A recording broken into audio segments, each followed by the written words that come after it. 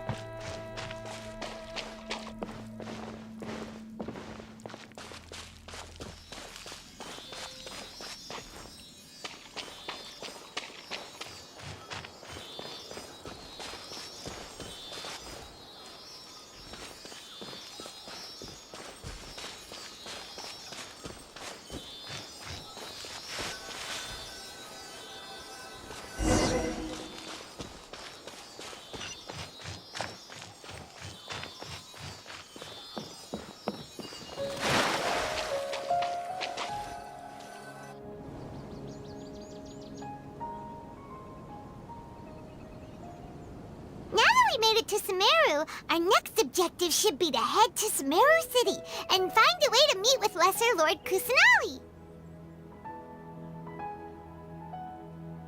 And speaking of Lesser Lord Kusanali, even though we haven't heard too much about her, she doesn't seem to be the same deity who abducted your sister.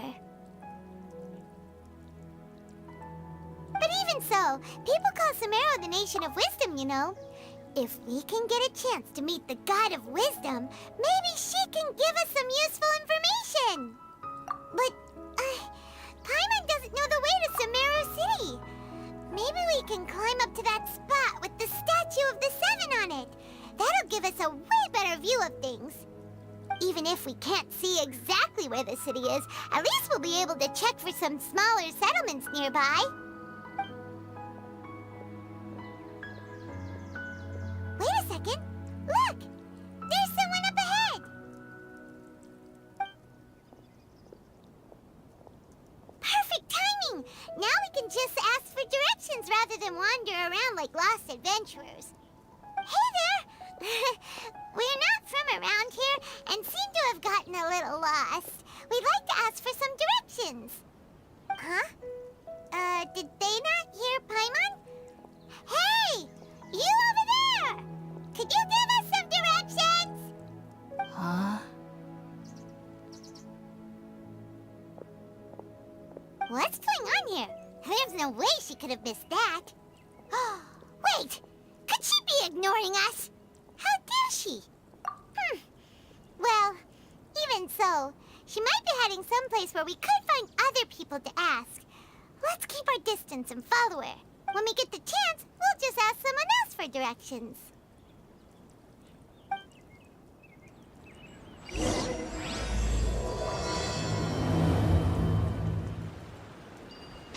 Come on, let's follow her. Just keep quiet. Make sure she doesn't notice us.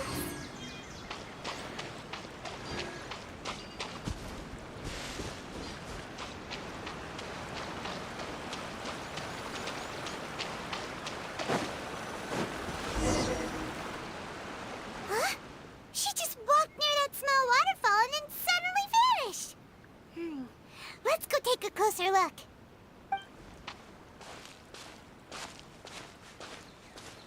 Paimon thought this cave would lead to a village or something, but, it looks like that's not the case. Look, she's sitting over there. Wait, she couldn't possibly be living here, could she? What should we do now? Do we try asking her for directions again? All right, then. It's not like we have anyone else we can ask. Even if she's not very friendly, we just need her to point us in the right direction. That's all. Oh. What a lovely smell. It's coming from that sensor over there. This is definitely not your typical place to call home, but at least it smells nice. Maybe living here wouldn't be too bad after all.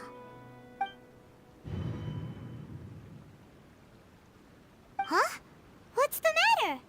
You don't look too good. What? Is the smell making you feel sick? Strange. Paimon doesn't feel anything.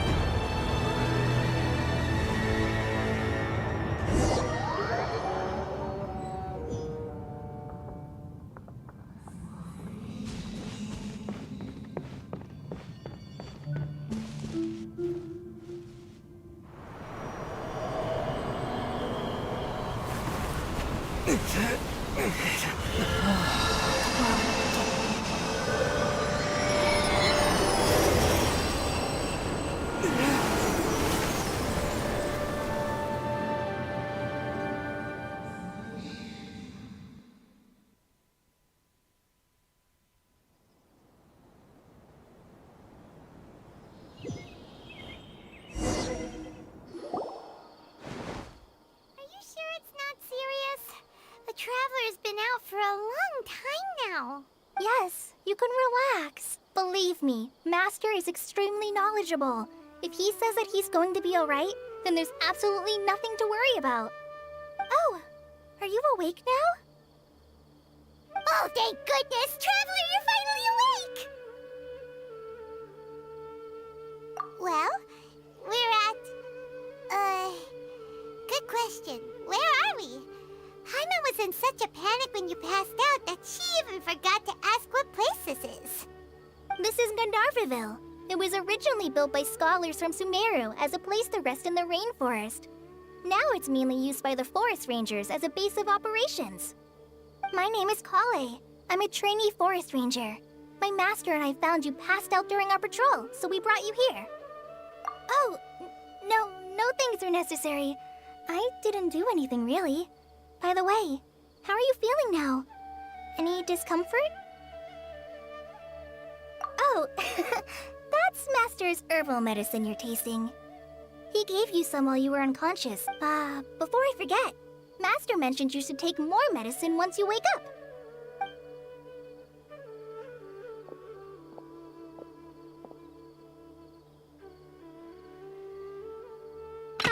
Whoops! Kale, what's the matter? Were you trying to retrieve the medicine? As I've already told you, you must be careful with these. I'll get it for you once I am finished here. Sorry, Master. Now, the guide to Avidia Forest's edible fungi is clearly posted on our bulletin board, but if Farbode forgets which mushrooms to avoid one more time, I'll have no choice but to leave the guide somewhere a little more visible. Like right smack on his forehead so others can remind him to be careful. Right? This is the second time he's come down with food poisoning this month. I'll be sure to give him a good talking to. Yes, please do.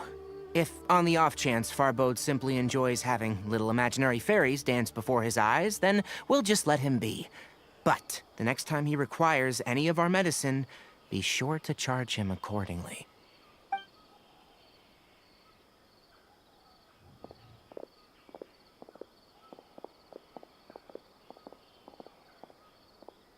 So, how are you doing? Feeling better? Oh, this is my master, Forest Watcher Tainari. He is chief officer over all the rangers here in Gandharvaville. I already informed Paimon about the reason you fell unconscious earlier. But now that you're awake, let me explain it for you as well. It is common practice for Semeru scholars of certain darshans to dedicate themselves to training in meditation in isolated areas, particularly the nearby forests.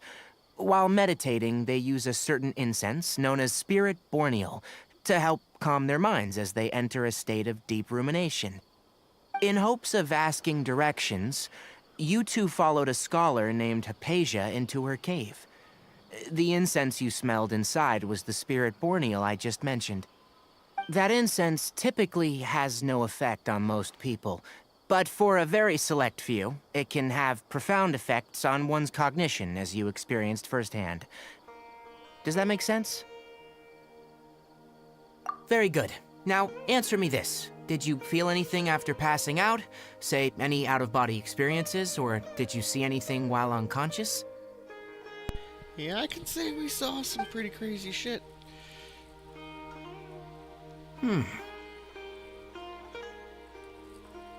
Kale, let the others know to stop bringing their patrol logs here for now. Huh? Why? Because these two will be staying here for the next few days. They can have my room and I'll bunk with Amir. Now get a move on and be sure to do as I've said. Yes, Master Tainari. That's awfully awesome of you, Tanari. Gonna bunk in your room? Wait, hold on a second. Can you tell us what's going on? I had a psychedelic Sure. trip in the woods. Let me That's fill what's you going in. on, Paimon. I originally planned to send you on your way once you finished your medicine. However, it appears now that you should stay a while longer in Gandharvaville for further observation while you recuperate. Further observation? We need to get to Semeru City, though. No need to be hasty. As long as you have the capacity to judge between right and wrong, I promise that you'll understand the gravity of the situation once I explain everything to you. Based on what you saw after smelling the incense and losing consciousness, we can conclude that you experienced a powerful hallucination, which suggests your mental state is not in the best of shape. If you're skeptical, have a whiff of this. Whoa, are you okay? You're experiencing a similar sensation as when you passed out, aren't you? So even though your condition is stable as of now, if I were to haphazardly let you leave, it's highly likely that you'd suddenly pass out again somewhere else. The rainforest is home to many fierce animals and hazardous areas. If something were to happen to you again, I'm afraid you might not be so lucky. For now, I suggest you continue taking your medicine each day and avoid wandering off on your own, at least until you stop having adverse reactions to this kind of smell.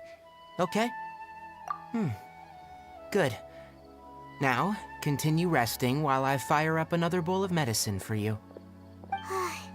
Seriously? We just arrived in Semeru and we're already having problems left and right! Paimon knows we're set on meeting Lesser Lord Kusanali as soon as possible, but you really don't look too good. It'd probably be best to let you recover first. Hey! Are you even listening to Paimon? Paimon's over here worrying about you, you know! What's weird? You mean how you're feeling now?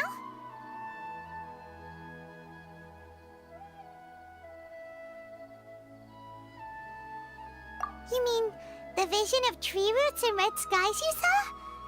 But if those weren't hallucinations, what could they be?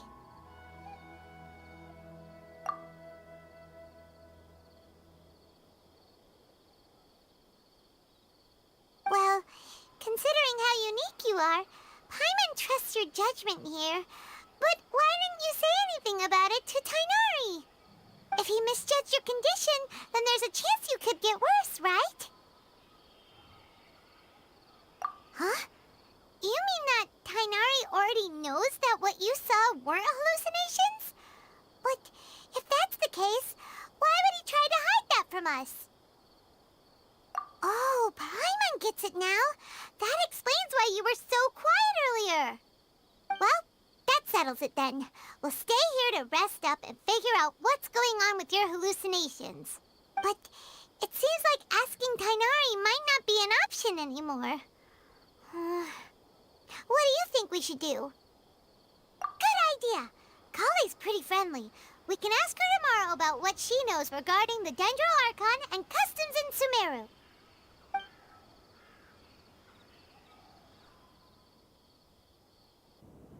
Rise and shine! Come on, it's time to go find Kale! Lightning flash!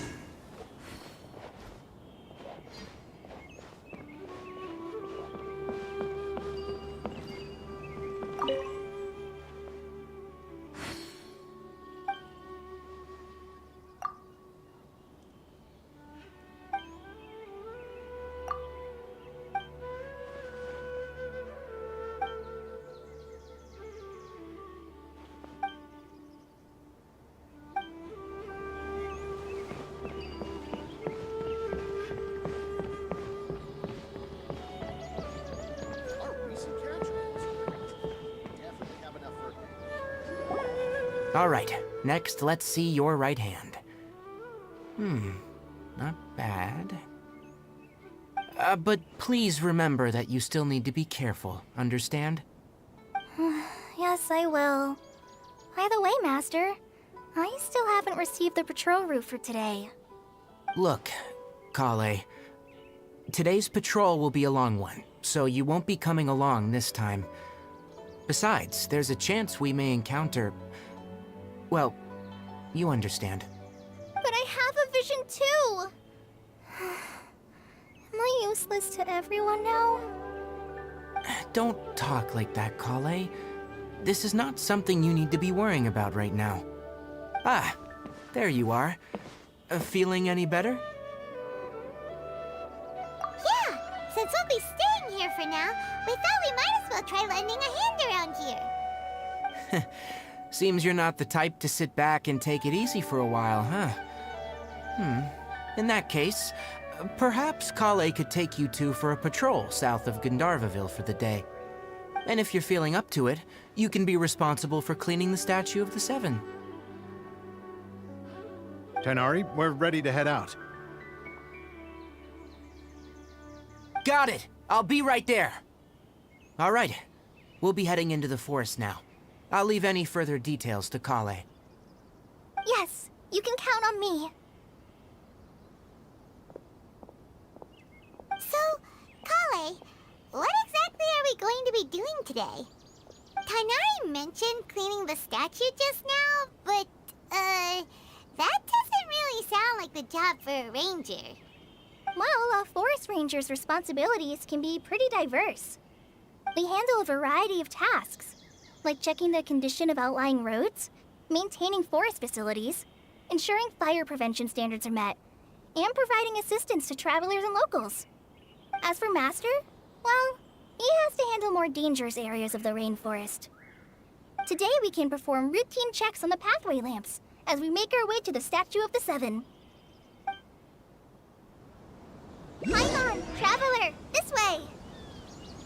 You can leave the task of checking the lamps to me. In the meantime, you two can keep an eye out for anything unusual.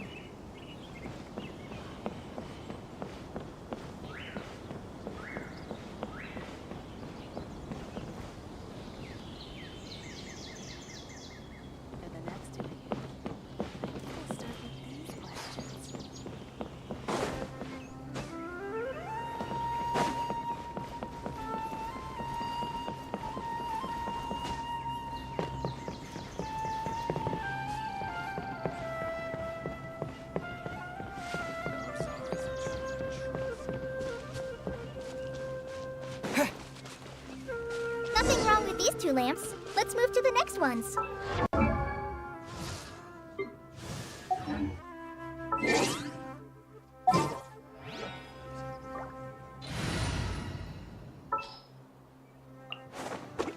I'll ensure your safety.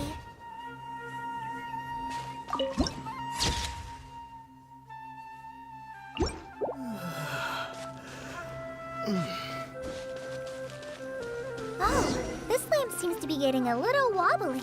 Let me make a note of it. No problems with this lamp. Good.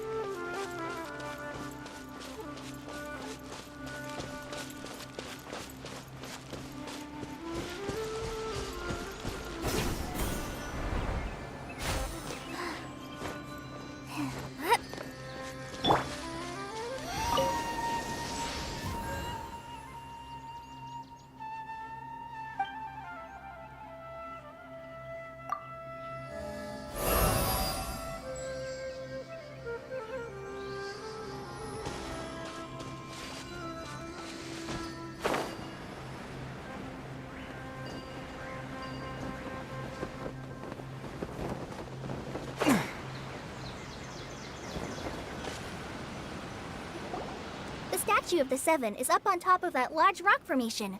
You must have seen it when you came down this road before. It's pretty high up there, isn't it? Don't worry. If you're afraid you can't make it up there, I'm sure Master wouldn't mind if you don't clean the statue. Oh? I guess I'll leave it up to you then. There's not much footing once you reach the statue, so be careful up there. Paimon will fly up with you and help you with those hard-to-reach areas. By the way, Kale, do you know anything about the Dendro Archon? You know, what's she like? That depends. Are you referring to Greater Lord Rukkhadevata or Lesser Lord Kusanali? Huh? Greater Lord Rukkhadevata? Oh, is that the name of the former Dendro Archon? Uh-huh. Greater Lord Rukkhadevata was Sumeru's first Dendro Archon. She created the rainforest as well as the wall of Samiel around the desert. Her works provided a means of peaceful living for everyone. To the people of Semeru, she's not only a symbol of wisdom, but also of power and kindness. Unfortunately, she disappeared in a great calamity that occurred a few hundred years ago. According to what Masters told me, the sages later found the newly born Dendro Archon and whisked her back to Semeru. To celebrate the reinstatement of their lost deity, the sages dubbed her Lesser Lord Kusanali and let her reside in the sanctuary of Siristana. Uh-huh. Then what happened? Well, and then... I'm not too sure what happened, to be honest. Huh? You're not too sure? But aren't you from Semeru? Yeah, I'm from Semeru. But... Maybe it's difficult to discuss this topic with strangers. If that's the case, then don't worry, we understand. No, it's not that. I'm not trying to hide something from you. Besides, I don't consider you two strangers.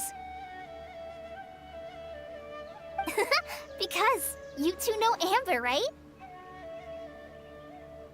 Wait, Amber? You mean...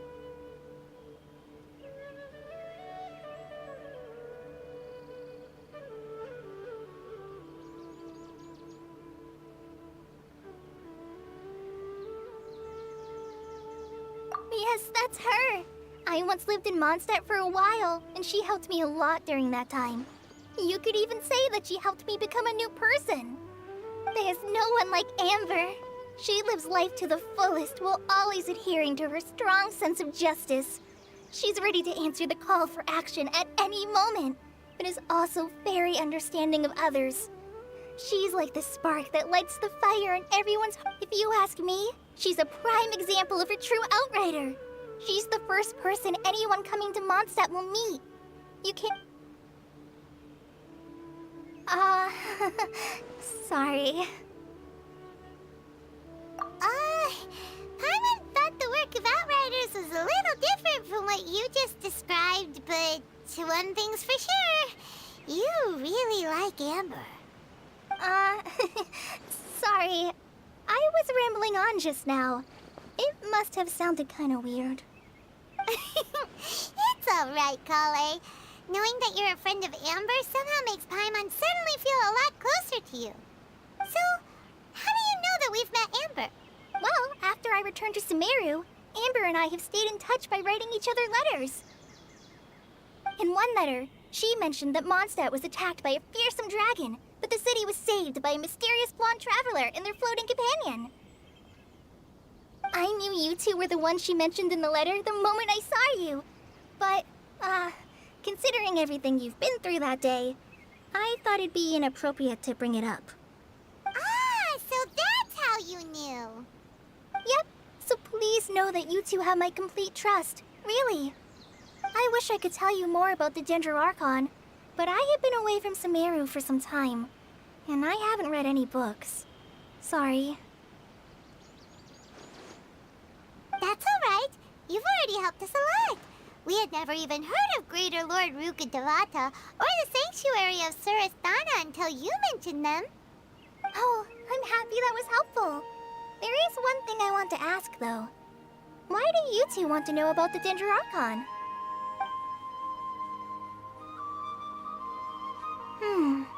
So that's why you're here. Thank you for telling me your story. Don't mention it. We are friends after all, right?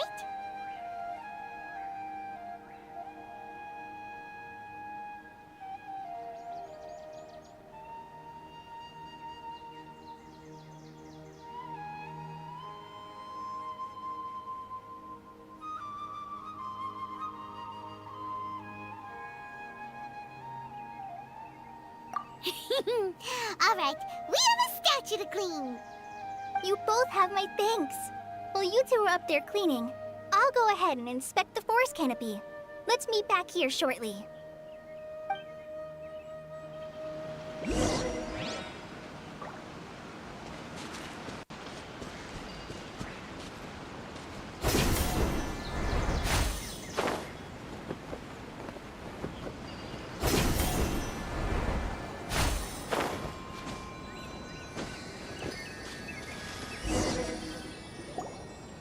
Huh. Now that Paimon looks at it, the deity that's carved on the statue is kinda small. Do you think she's supposed to be Greater Lord Rukkhadevata or Lesser Lord Kusanali? The name does seem to fit the statue somehow. Well, anyway, we'll have to figure that out later. Let's get started on cleaning the statue. Paimon will fly up and take care of the top, and you clean everything below.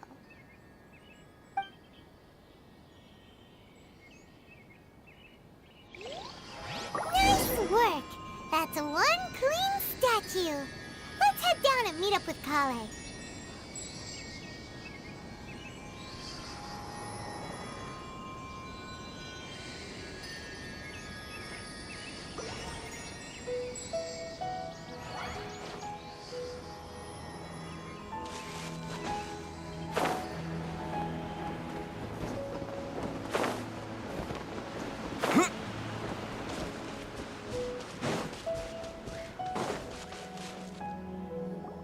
Kale, we're back! Welcome back! You must be tired after all that climbing. Let's take a little break. I brought some fruit and water for us. Yay! Food! What kind of goodies did you bring? Hey! Don't be a party pooper! It's not like Kale is a stranger or anything. Besides, the best way to compliment a chef is to show passion for their food. Xiangling taught Paimon that. I prepared a nice portable dish that forest rangers like to eat called pita pockets. I hope you'll like them. Whoops! Ah, no! You dropped it on the ground! Not to worry.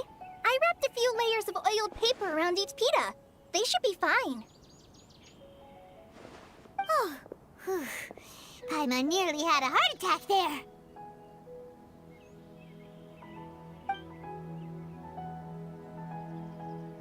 Those pitas are amazing! You're quite the cook, Kale. Thank goodness you wrapped them in paper. Paimon wouldn't have been able to sleep at night knowing something so tasty had been wasted. You really know how to compliment the chef, Paimon. Since you liked it so much, I'll be sure to give you a copy of the recipe sometime. I'll even include all my personal cooking pointers, so you'll be making your own pita pockets in no time. Yay! Thanks, Kale! It's hard to believe someone as diligent as you could have clumsy moments, too. Oh, I guess it happens from time to time. So, Kale, don't you think that Tighnari's a little too strict with you? He won't let you touch anything without his permission. Paimon knocks stuff over all the time flying around the Traveler, but he's never said anything. Everyone has their clumsy moments. No, you've got the wrong idea about Master. Sure, he may seem a bit harsh at first, but with some time, you'll see that he's actually very kind-hearted. I've heard the veteran rangers say that Master is from some ancient and mysterious race that is known for their cunning wit and reclusive nature, but Master is actually very kind at heart. Oh, by the way, you've heard of the Academia, right? Well, there's a group called,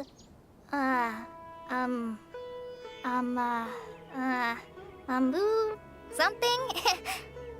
Well, anyway, because Master does a lot of research on plants, sages from the Academia have written him many times, inviting him to take up an official position there. But Master declines their offers every time, saying, Semeru City is too noisy. It'd be bad for my ears.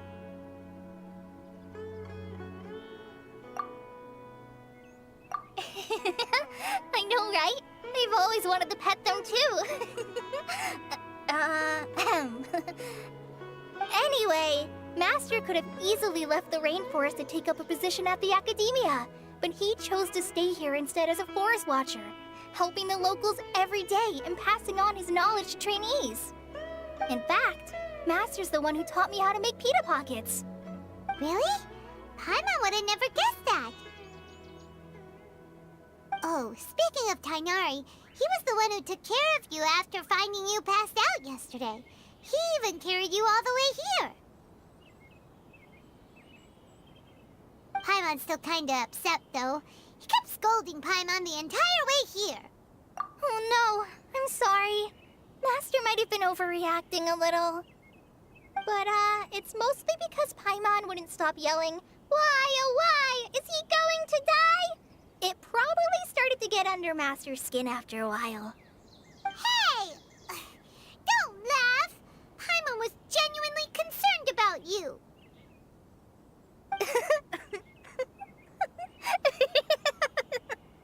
Hey!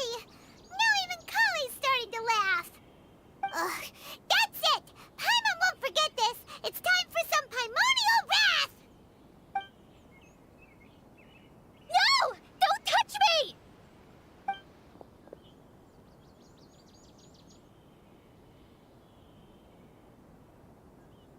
Oh, sorry, Kale. Paimon didn't mean to scare you. No, I just... I didn't mean that. Kale, are you okay? What's the matter? No, I'm... I'm fine. I'm sorry. I must have startled you both reacting like that. Oh, well, it's getting late now. Let's hurry back to Gandharville. I think Master and the others should be back by now, too.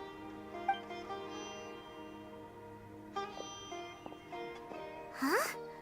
What was up with Kale just now? And why is she in such a hurry all of a sudden?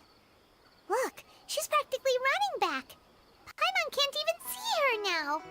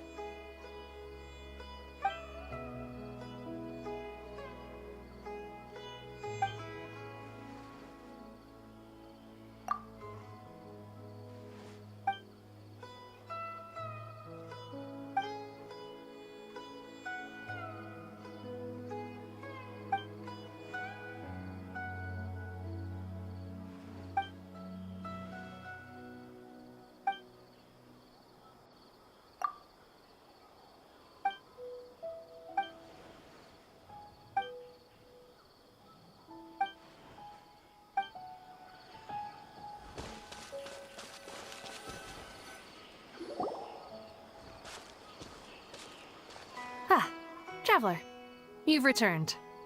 Yep, we're back. Have you seen... Oh, Kale? Yes, I saw her go into her room just a moment ago. Oh, okay. Guess we'll just have to wait and talk to her tomorrow then. The rainforest climate is far more pleasant than that of the desert.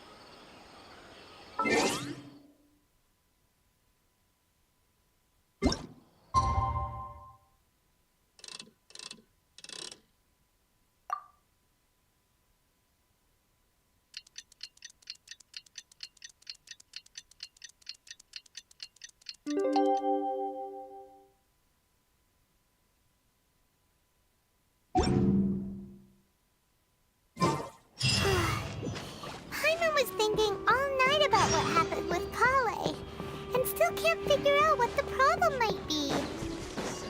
Maybe she's in a better mood now. Let's go check on her.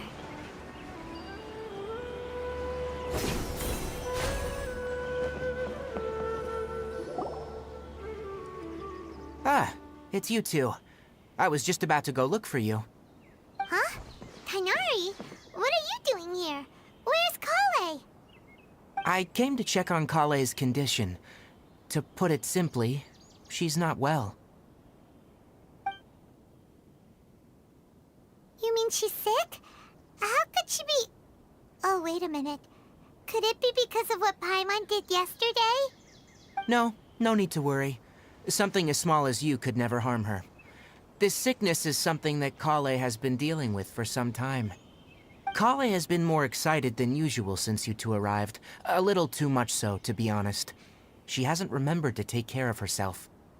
I suppose it's understandable, though. She hasn't been around anyone she considered a friend for some time now. It must have been refreshing for her to have you two here. So, Tighnari, what's really wrong with Kale?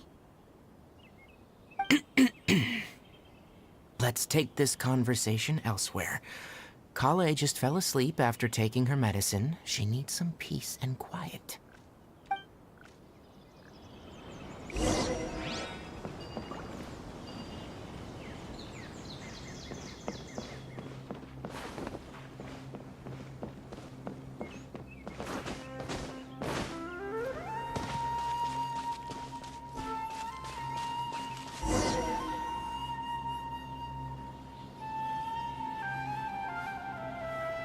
All right, let's continue our conversation here, shall we?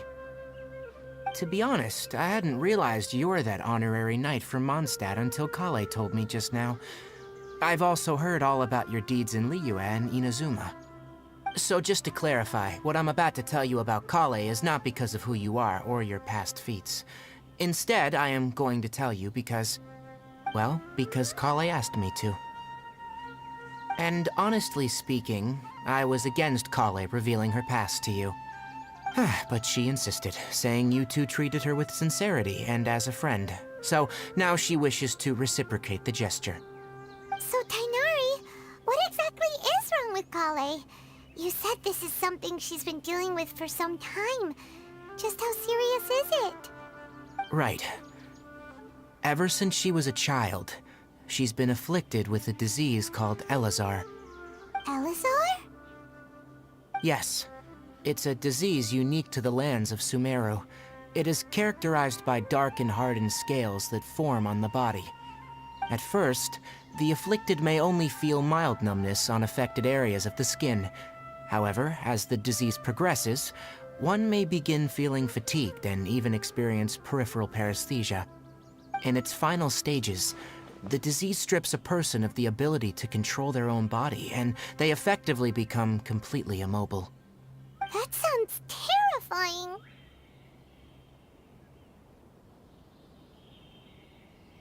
Wait, hold on. So when Kale seemed to be acting a little clumsy earlier, it was because...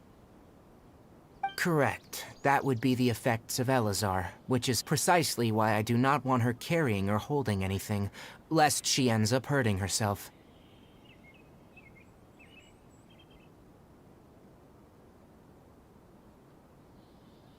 With appropriate treatment, the disease can be effectively controlled before it progresses to a more serious stage. However, there is unfortunately still no true cure for Elazar. Nevertheless, Kale's mother still hoped that there was something out there. She handed Kale over to an organization known as the Fatui after one of their members lied and said they had a cure. What? The Fatui? Ah, it appears you already are familiar with them. That'll save me some explanation. Anyway, the person who eventually rescued Kale and brought her to me for care said that she had been given to a harbinger known as the Doctor. I have no idea how this doctor managed to do it, but her case of Elazar was completely stable for all the years that Kale was with them. However, Kale's days with the Fatui were anything but pleasant. Kale is a resilient individual and always tries to appear cheerful, but her experience with the Fatui has left deep scars. Even now, she can still feel deathly afraid of someone touching her. Oh, Paimon had no idea Kale's been through so much suffering. Oh, by the way, Paimon, Kale wanted me to tell you that she's sorry for scaring you yesterday. She also wanted both of you to know that she's sorry for hiding her illness. She doesn't need to apologize. None of this is her fault at all. Well said. I hope you'll get a chance to tell her that in person the next time you see her. Kale once thought that it would be impossible for her to have any real friendships. I trust that you two will never let my trainee experience such emotional pain again. Don't worry, Tainari. We'll take good care of her.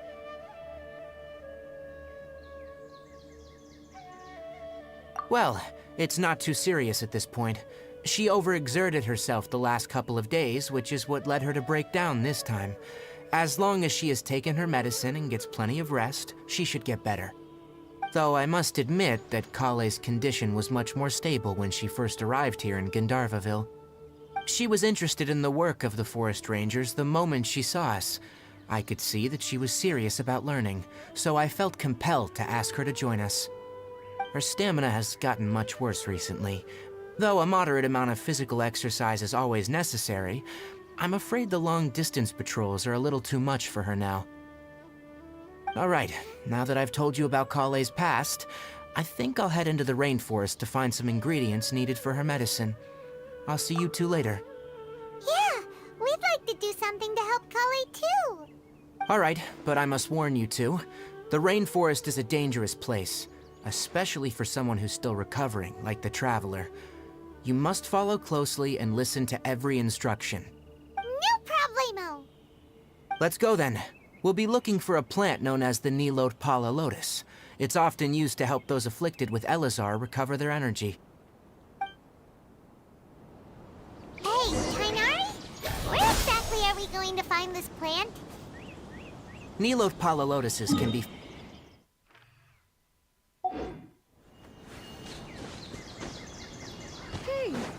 Given the name, it sounds like we should be looking for it in the water. You are correct. The Nilotpala lotus grows in the water. When fully matured, they look like giant blue flowers floating on the water's surface. Quite an attractive species, if you ask me. The large petals are actually the plant's leaves and sepals, which surround a very small flower. You should note that many of the plants found in Semeru have names that are contrary to their species. Take the Cowpelata, for example. The plant is not a lotus at all, but rather a vine. And then there's the Semeru rose, which is not a rose, and is completely contrary to its name. Oh, okay then. New to Paimon. Never bring up the topic of flowers with strangers.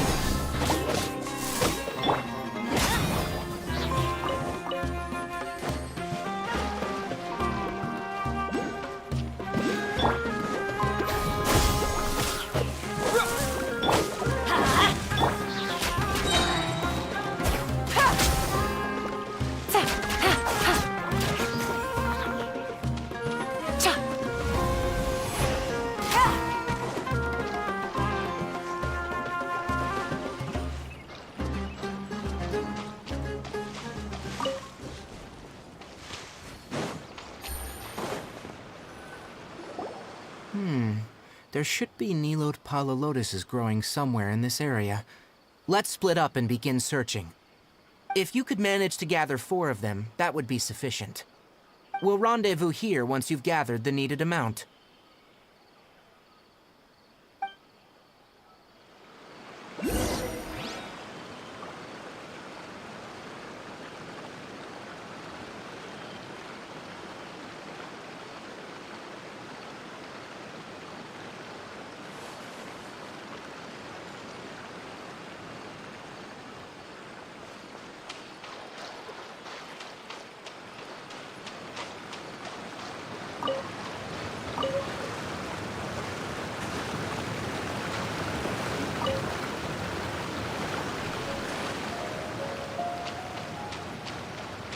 Alright, we've gathered enough Nilotpala lotuses. Let's head back to meet Tainari.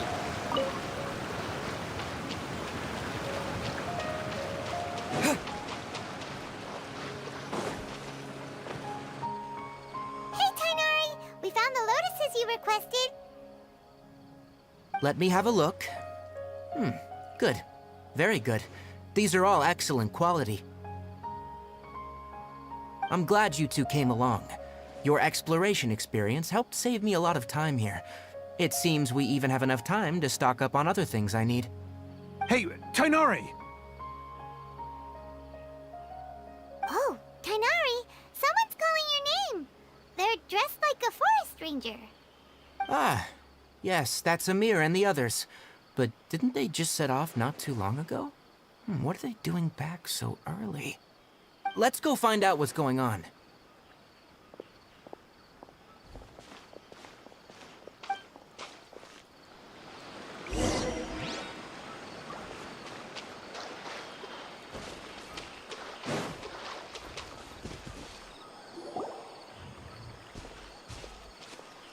Tainari, thank goodness we found you here. We were just about to head back and find you at Gandharvaville. What's going on? We just discovered a withering zone. The withering is back? But the patrol route you were on should have been already cleared just a week ago. It reappeared so quickly. Can you tell me the exact location? It's up ahead, deep in the river valley. It's appeared in a spot that blocks nearly the entire narrow part of the valley area, so we decided to come find you as quickly as possible. And the radius of the contamination? Sorry, I couldn't get a clear enough view to tell. No one in our patrol team had a vision, and it appeared to still be spreading. So we didn't risk getting any closer. Okay, I understand. You made the right decision. I'll go deal with it right away. In the meantime, please guide these two back to Gandharvaville. Wait, Tainari, why don't you let us help you? You two have only just arrived in Semeru. You're still unfamiliar with many things in these lands. There's a unique type of anomaly that occurs in the Semeru rainforest. It's called the withering. The affected areas not only cause nearby vegetation to wither, but it's also lethal to wildlife and even people. If you don't carry a vision, then you should think twice before approaching such places. Yes, Amir is absolutely right. I wasn't kidding when I said the rainforest is a dangerous place. As Amir said, only someone with a vision, that is, the power to manipulate elements, will be able to resist the withering's corrosive effects for a time. That's right. If any of the forest rangers without a vision come across a withering zone, we first make a record of the location and then have a ranger with the proper abilities deal with it, like Tainari here. Only someone with a vision can venture within a withering zone and find a way to deal with it. But you don't seem to carry a vision. Don't worry, he may not have a vision, but he's a real pro at using the power of the elements. Don't sweat it. We've helped others deal with similar situations before. Wait, you've met other forest rangers before? I was planning to properly show you both how to identify the withering before you left Gandharvaville. Anyway, since you two are experienced adventurers, come with me. I'm sure you'll both be able to help.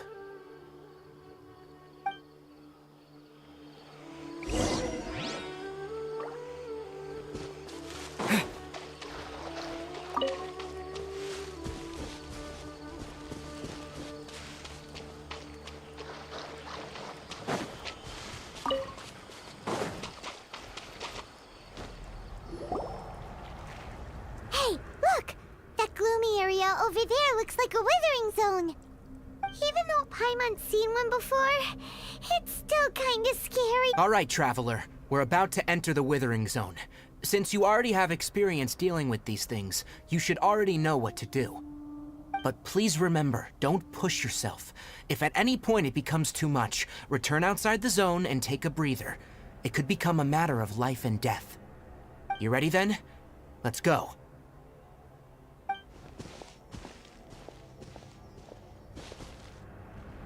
First, we must locate any branches sustaining the withering zone.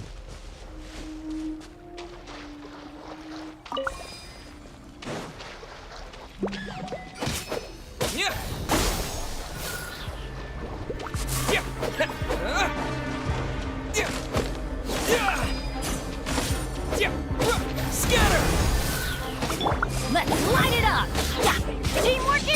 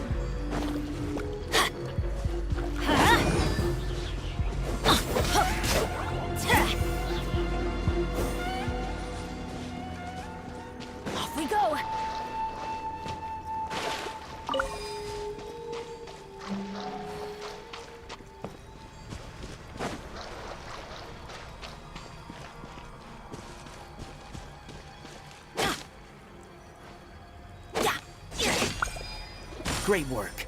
Now that all the branches have been cleared, we'll need to take care of the tumor.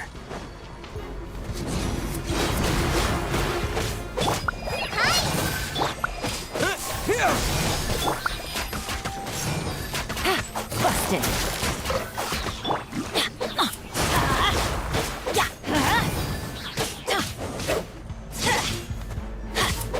Shoot! I can't afford any more bandages.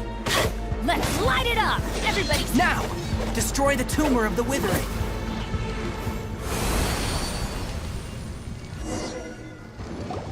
We did it! Everything's returning to normal now! Yes. Thanks to you two, we were able to quickly restore this area back to normal. Tainari? You make it sound like we did well, but why does Paimon have the feeling you're worried about something? It's that obvious, huh? Alright. It's like this. Recently, the rate at which withering zones appear has been increasing. Even though we were able to quickly clear that withering zone, it won't be long before another one appears. If that simply meant more work for me, then that wouldn't be an issue. But it's far more severe than that. The withering is leaving lasting effects on the rainforest itself. For instance, even though we cleared out the withering zone, many of the plants that were affected will not recover. This presents a crisis for the ecosystem itself. Many plants in the rainforest are already in decline, directly impacting the wildlife that depends on those plants. And most disturbingly, as the appearances of withering zones have started to increase, Kale's case of Elazar has also become more serious. Huh? Well, why's that? I'm still not sure of the exact reason. However, I've received word from acquaintances at the academia that similar cases are being reported for patients with other conditions.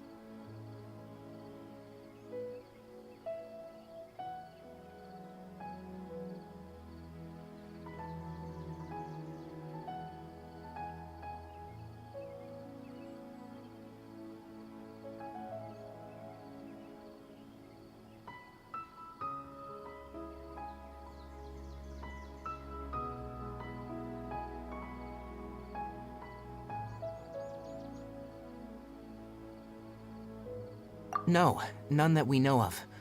The withering has been recorded in Semeru for millennia. It's said that it originates from the depths of the world. Oh, by the way, have you heard of Irminsul before?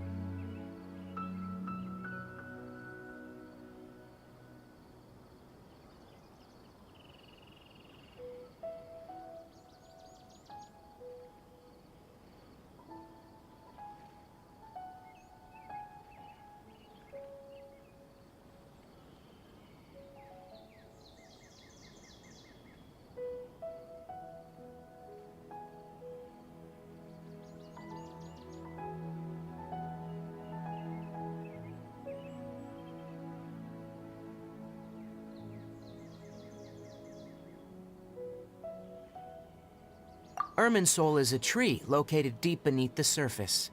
Although it isn't like any tree we know in a biological sense, you can basically think of it as a large tree that grows downwards, rather. I'm sure you've heard of ley lines, right? They're like the roots of Irminsul, spreading and extending from a massive cavern deep underground all the way up to the surface.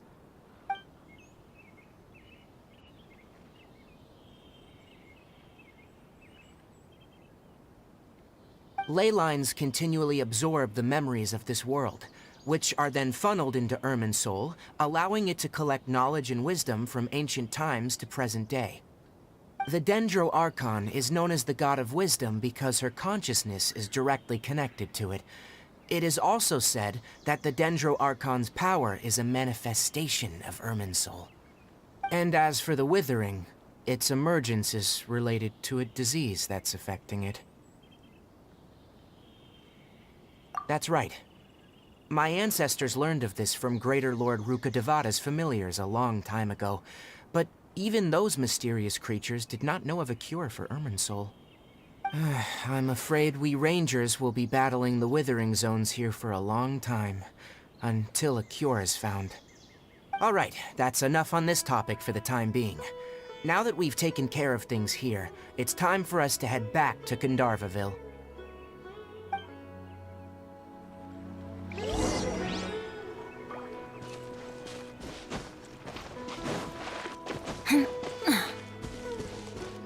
Off we go!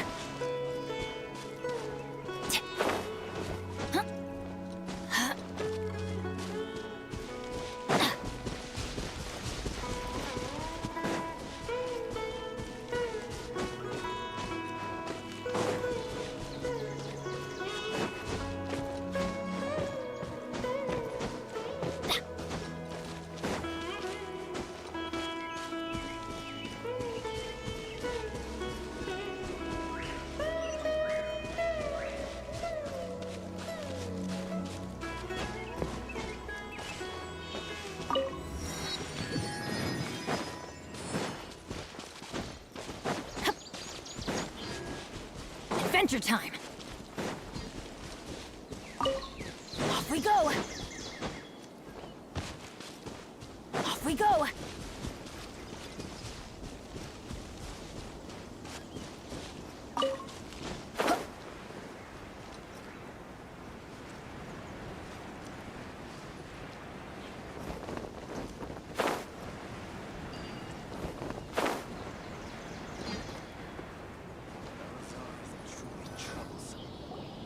Oh, Tainari, you all made it back.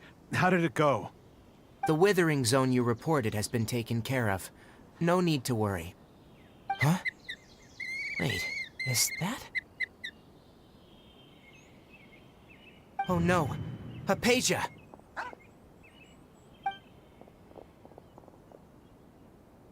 Huh?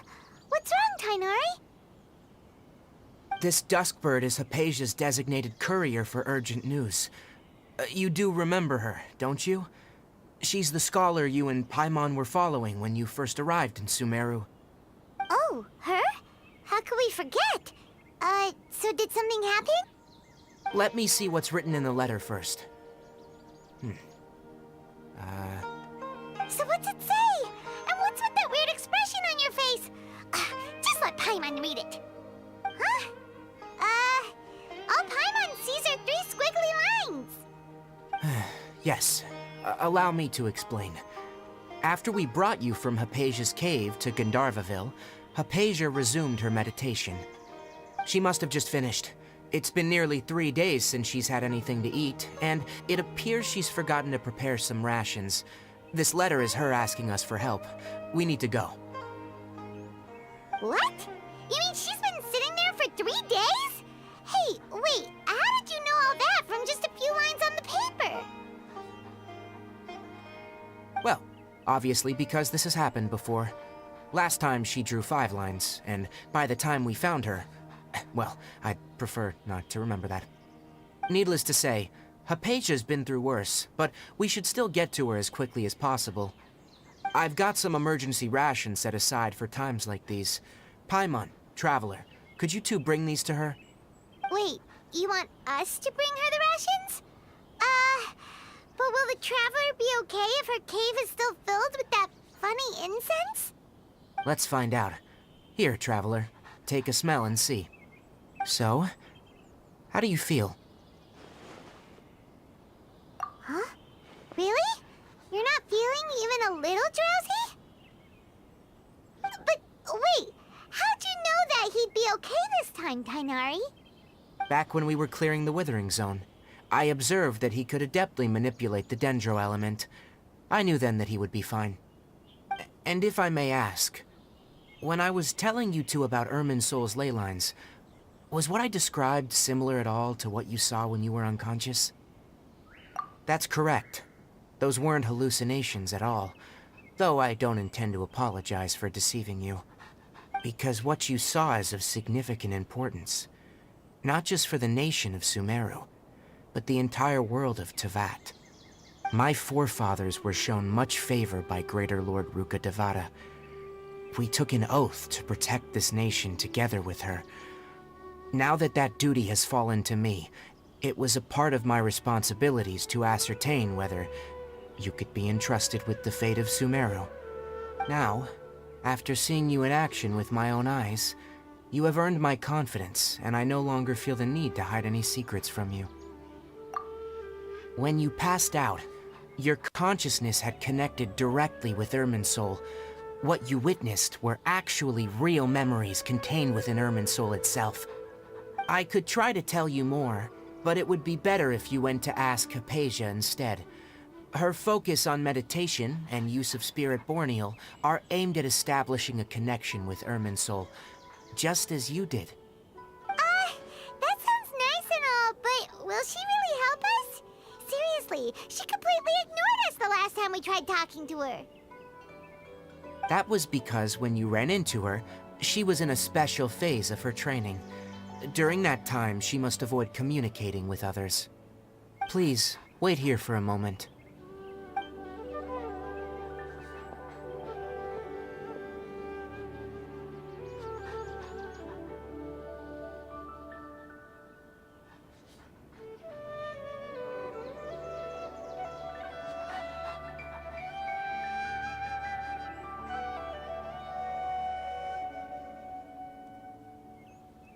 Here, take these. It's a meal I packed for Hypatia, as well as some other ingredients. I'm sure it'll come in handy. Also, here's a letter that I would like you to give to her. Just show it to her, and she'll answer any questions you may have. No, I should be the one thanking you. You've both been a great help these last few days.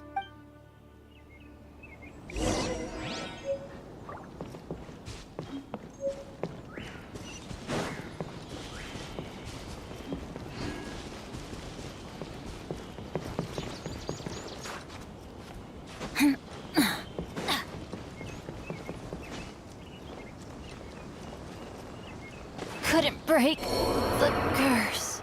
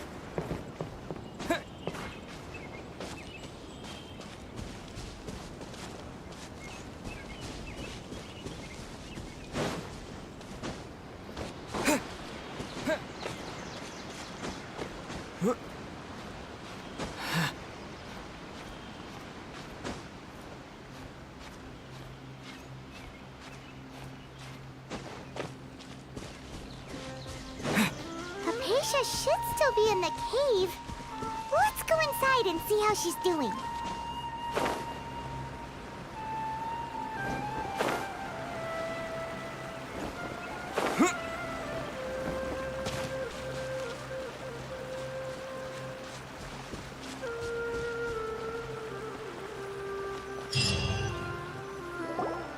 Hello? Hypatia? Hey, there's nobody here. Maybe she went out to look for some food. Let's try looking around the area.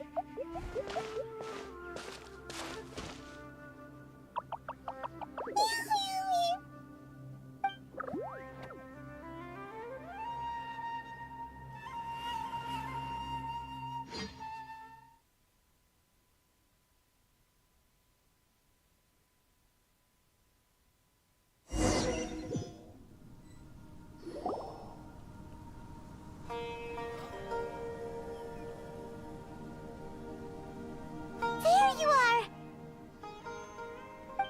Hypatia, are you alright? So hungry. There's no way we can get her to eat in her current condition. Huh? Wait, why does it look super foggy outside all of a sudden? Anyway, let's go look around.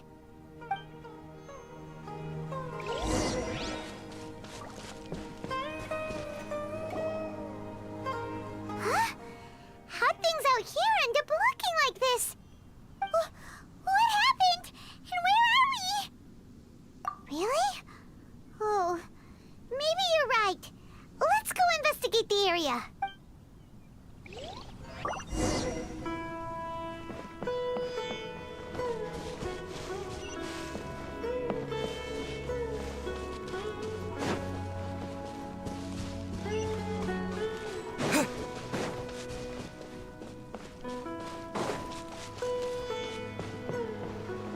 Wow, this place is huge!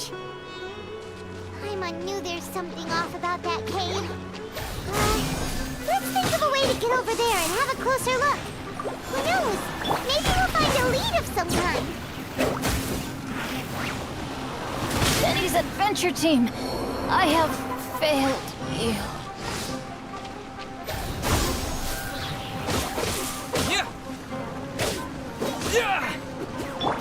Gotcha.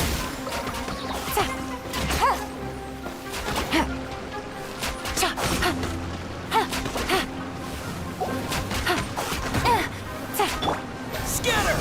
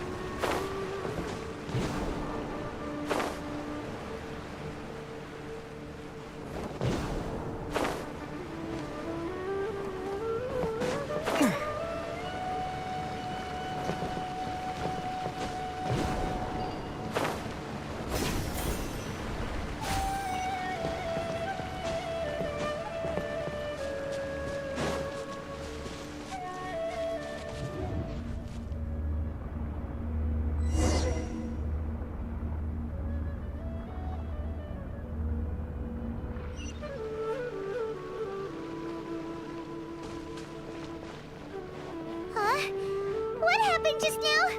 Why'd everything around us suddenly change?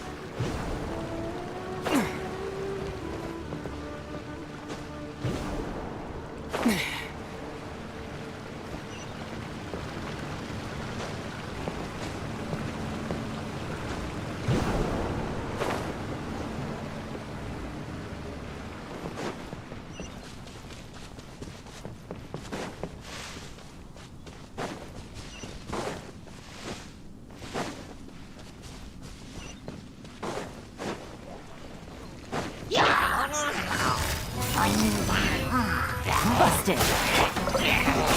Germinate!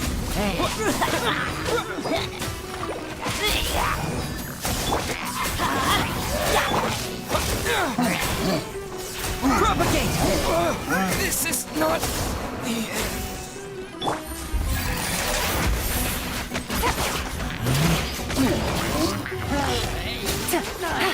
Take it easy. Let's light it up!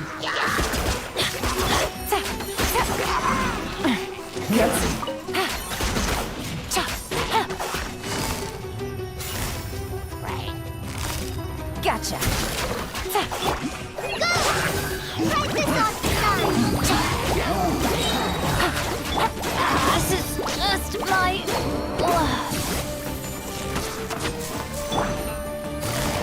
Game's up. Fun's over.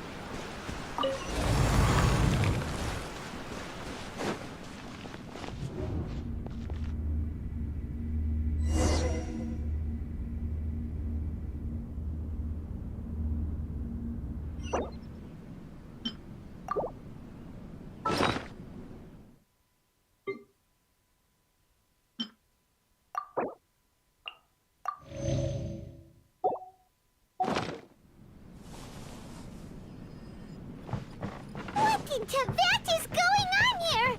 This place is getting weirder by the minute! Hey, what's the matter? You don't look so good.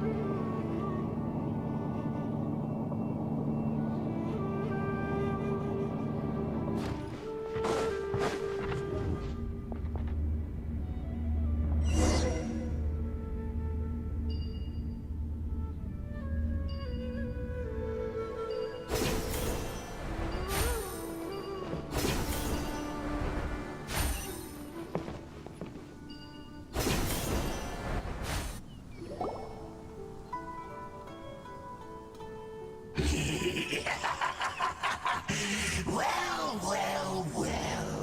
Looks like we meet again, traveler. The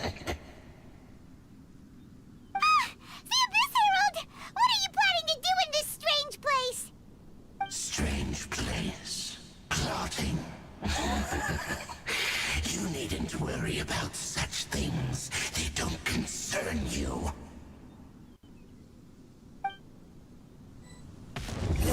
Bow before Busted. Decimate!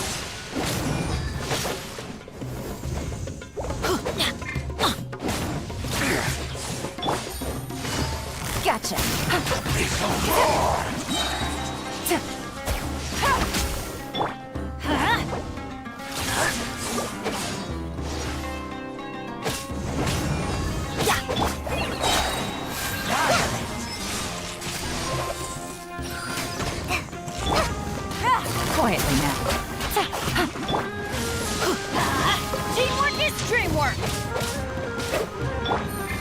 Things are about to get dicey.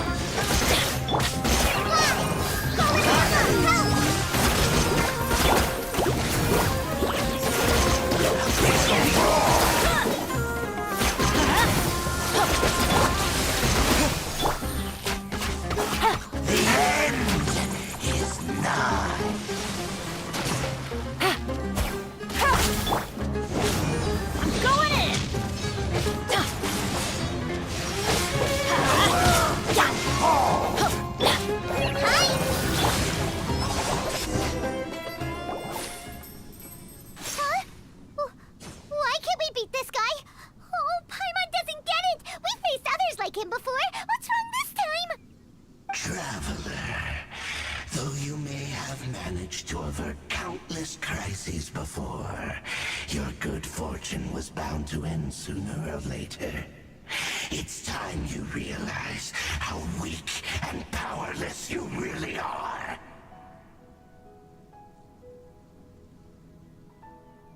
Your sister. Oh, pitiful traveler. Are you really so ignorant?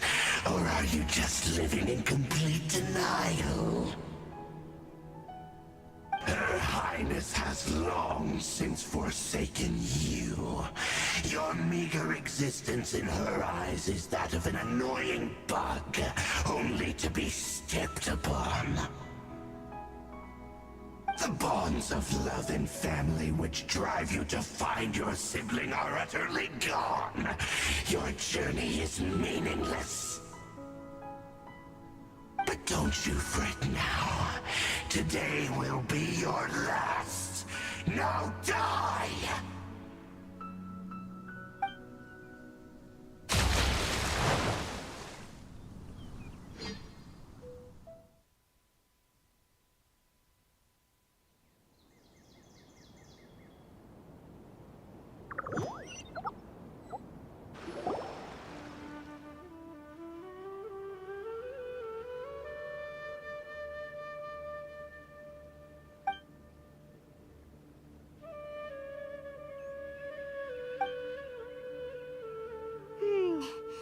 What do we do? We haven't seen Hypatia anywhere out here. Oh, there she is! Quick, let's see how she's doing. So sweet. Well, the good news is that she's still conscious. Hey, why'd you drop her food on the floor like that?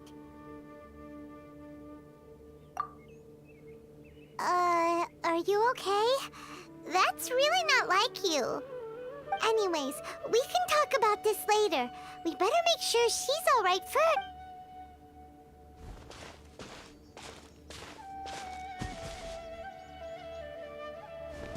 Whoa! Wait a sec. Look at all this fruit lying around her. We can put that to good use.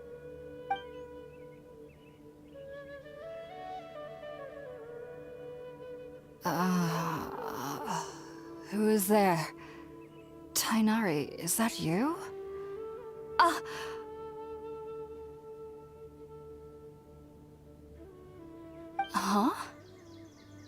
It's okay. You can relax, Hypatia. Tainari sent us here to bring you some food and water. Here, we have a letter that he asked us to give you.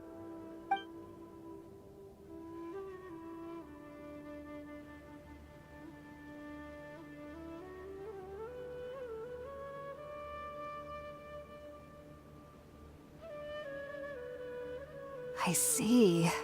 So, you're friends of Tainari. I apologize for all the trouble I've caused you. I'm grateful that you came so quickly to save me. You even brought all this fruit. Well, actually, we didn't bring the fruit. It was already here when we arrived. We were kind of wondering about that, actually. When we found you here, there was all this fruit lying around and even some juice dripping from your lips. How did you end up like this anyway? Oh, really?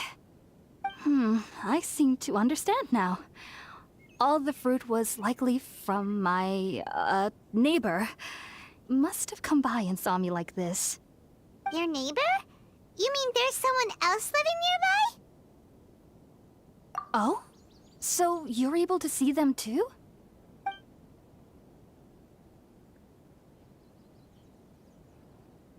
Wait, hold on a second, Traveler.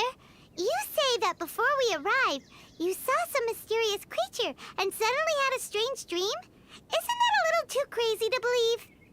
No, I actually do believe what the Traveler is saying.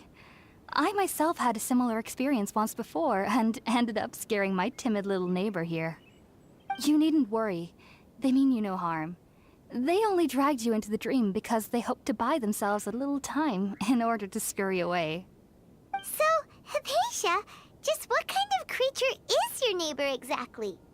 I'm not sure what it's called, to be honest. But I do know that they have some sort of deeper connection with the Dendro-Archon. I know this because the first time I saw them was also the exact day my consciousness was able to form a connection with Irminsul.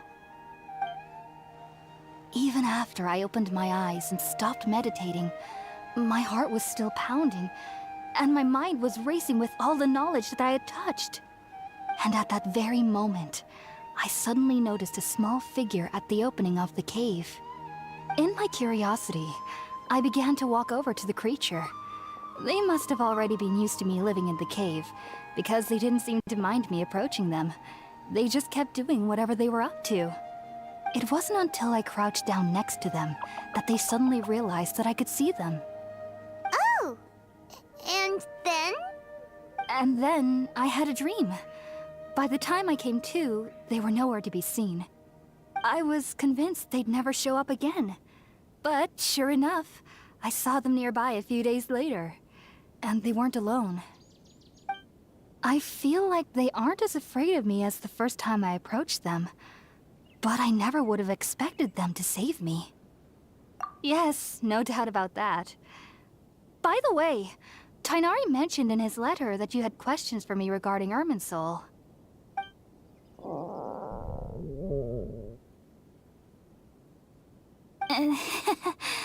Sorry about that. Sounds like just drinking juice still isn't quite enough for my stomach. Well, if somebody hadn't dropped the food earlier... Anyway, looks like we'll need to prepare something ourselves. Besides, Paimon's getting hungry too. Let's eat first and talk about Irminsul later. All right, we're up, Traveler. Today's menu will feature sweet madame and a radish veggie soup. You'll love them, Hypatia. They're our specialties after all. Sounds good. I've never tried any dishes from other nations before. I certainly look forward to it. It's been so long since I've had...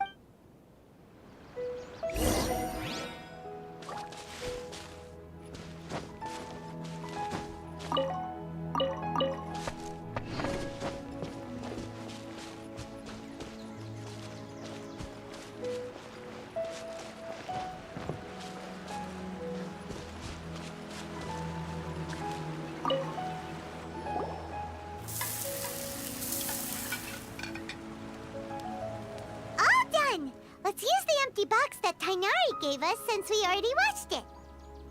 Oh, it smells amazing. And the box is a nice touch, too. Let's go serve this up and start eating with Hypatia.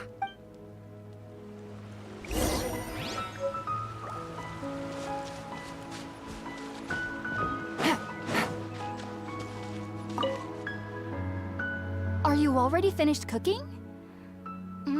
Smells delectable. I'm truly thankful whenever I can enjoy a proper meal like this.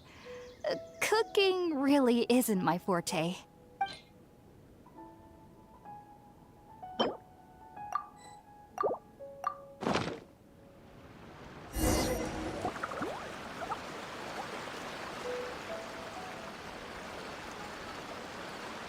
Even though everything you mentioned was in Tighnari's letter, it's still hard to believe you were able to connect with Irminsul immediately after smelling Spiritborn eel for the first time.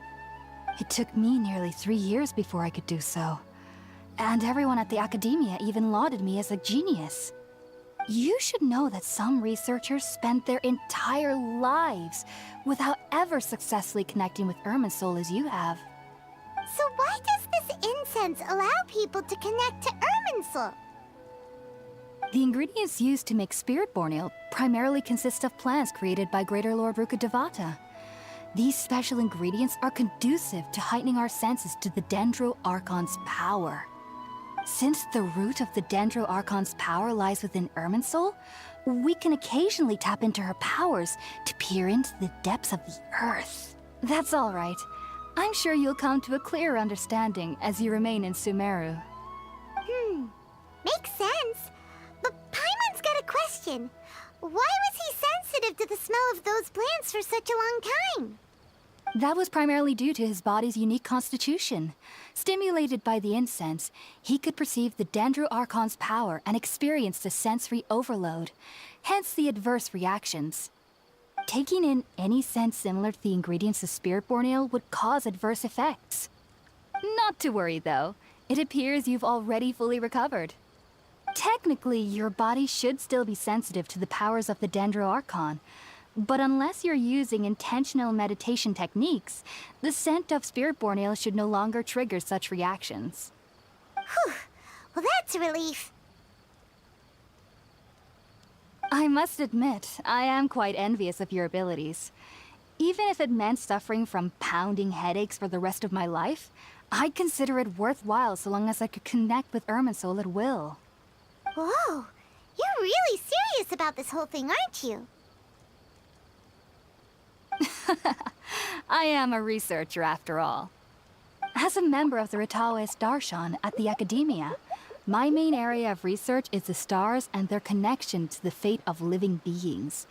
But there is still so much we don't know, especially regarding the mysteries that lie in the starry skies. Which is why I must turn to the all-knowing Irminsul for answers. If only my perception wasn't so limited. Unfortunately, I cannot guarantee that my every attempt to attune with Irminsul will be successful, or that doing so will leave my consciousness intact. I am currently in the stage of training known as Satyavada life. Many researchers in Semeru have lost their minds while seeking to attune with Irminsul during this stage. Sages have said that Irminsul contains divine knowledge, and touching such knowledge without the proper preparations and abilities will only lead to one's mind caving in on itself. That's why we meditate alone. We need to ensure that our minds will be calm while minimizing the possibility of involving anyone else. Whoa. So knowledge from Irminsul can be super dangerous. Don't you ever feel afraid of the risk, Hypatia? Of course I do. Especially during nights that are pitch black with no moonlight, and dead silent without even the sound of insects. However, I've been feeling better as of late.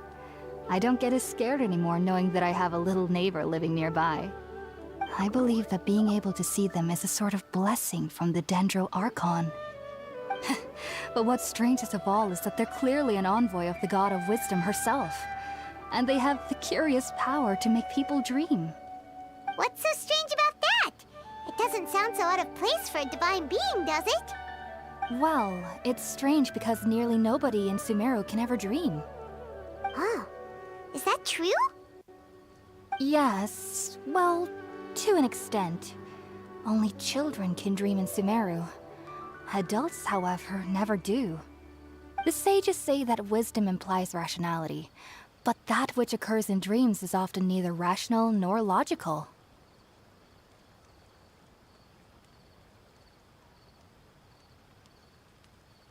Yes, if one struggles with anxieties, those emotions could influence their dreams. The fact that the people of Semeru do not have dreams is seen as a blessing by the sages. They believe that Greater Lord Rukkhadevata, the God of Wisdom, is keeping us away from the foolish delusions you encounter in your sleep. I was born into a family of scholars in Semeru City. Ever since I was a child, my parents would always tell me that I'll know I've grown up once I stop dreaming. I studied hard, enrolled as a student in the Academia, and went on to become a researcher. Sure enough, I never dreamed again. But then, on the day I scared the little Aranara, I suddenly saw a dream again. It was incredible. Though I don't exactly remember what I saw, I clearly recall the feeling. I suddenly felt like I was a child again. Back then, I was foolish and ignorant as any youth would be, but I was free of fear. Maybe dreaming isn't as bad as we've made it out to be. Just be sure not to speak of this if you travel to Semeru City. They'll look at you as if you've lost your mind. So, do you have any thoughts about the things he saw when he connected with Irminsul? Sorry.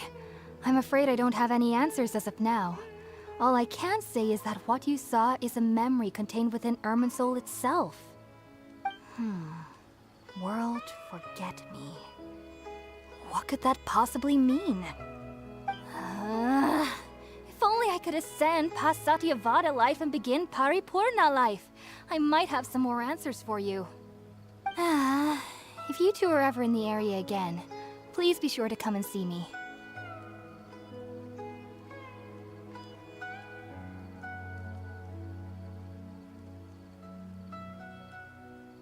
There's no need to be thanking me. You two are my saviors. Besides, I'm already looking forward to tasting some more of your cooking. Now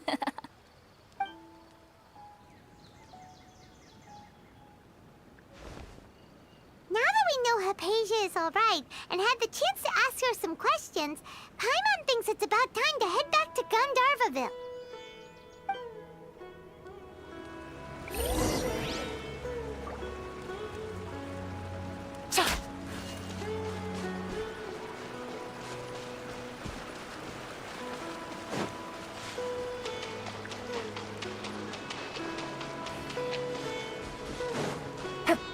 Take it easy.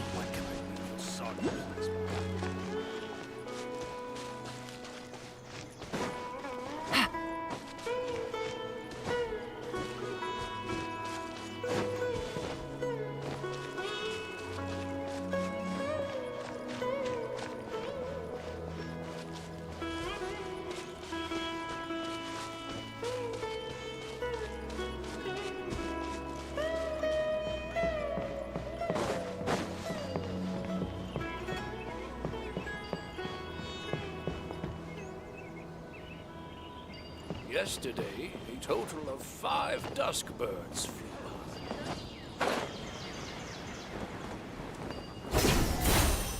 by. Yeah.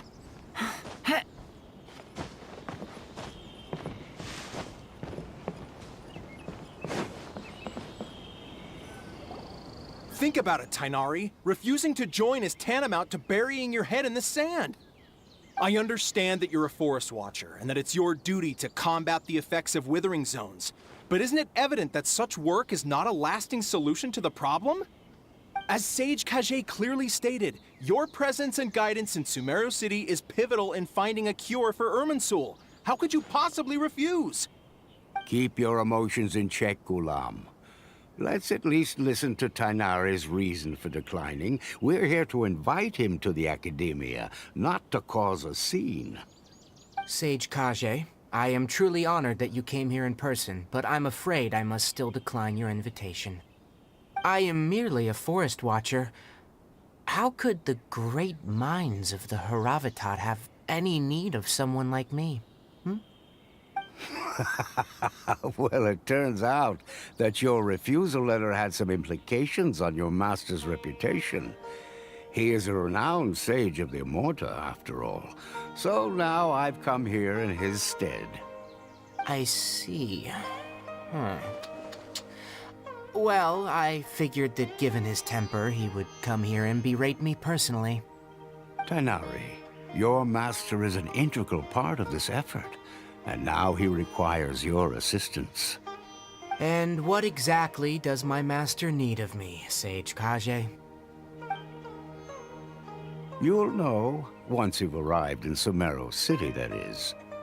And, how long will I be required to stay? There's no definite answer as of now.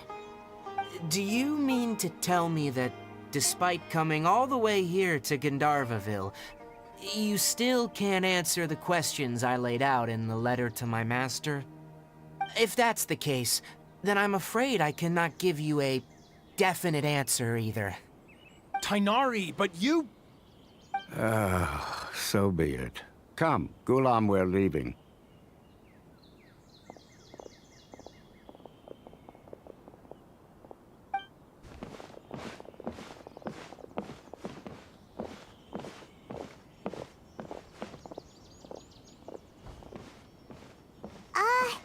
Tainari, what was that all about? It's nothing. Some people from the academia wanted me to go to Semeru City to assist them with a project, but I had to refuse on account of all my responsibilities here. But all that can wait. How did things go with Hypatia? It was quite the eventful trip, but the main thing is that she's safe and sound. She answered a bunch of questions for us, too. Very good. Now that the Traveler has made a full recovery, there shouldn't be any reason for you to tarry here longer. I assume you will be heading to Semeru City, correct? That's right! We want to meet Lesser Lord Kusanali and ask her for advice. Do you have any idea on how we can find her? Sorry, I'm afraid I don't have any advice for you there. Well, do you at least know anyone we can try asking in Semeru City? Let me think. My trips to Semeru City have been fairly short, and most of my acquaintances are researchers. Oh, how about this? I'll write you a letter of introduction that you can give to a researcher I know. He's from the Amorta Darshan and is adept at gathering information. Asking him might prove worthwhile. Also, when you enter Semeru City, you'll probably end up receiving something like this item here. I'm not sure if it will ever come in handy for you, but maybe you can give it a try. Oh? What is it? It's called an Akasha Terminal. It's a tool produced by the Academia that utilizes the legacy of Greater Lord Rukkhadevata. Some say that this item is the very basis of Sumeru's reputation as the City of Wisdom. Needless to say, this device and its usage fall under the Academia's expertise, so I'll leave it to them to show you how to use it. Great! Next up, Semeru City!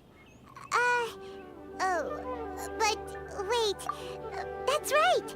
Tainari, we have something important to say to Kale before we leave. Is she doing better now? Yes, she's doing much better. After being confined to her bed all this time, I thought a little walk would do her some good. Last I saw her, she was taking the path towards the North Crossing. She knew you two would be leaving soon, so she must have wanted to see you off. Thanks, Tainari. All right, let's go! Farewell, and good luck to you both.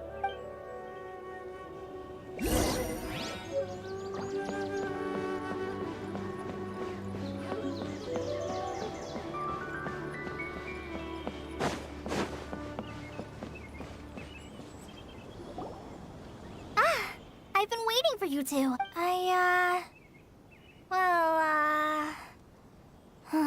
Never mind. I guess I should just wish you two a safe and successful journey. Thanks for waiting here just to see us off, Kale. We're headed to Semeru City. Don't worry about me. I can take care of myself. My condition won't be getting in the way of my duties. I want to be a forest ranger after all. It's up to me and the others to protect the rainforest here. And, I'm sorry. I should have told you both about my condition when we first met.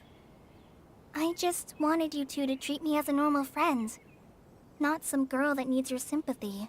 But I guess now I understand that the most important thing is for friends to be genuine with one another. There's no need to apologize, Kale.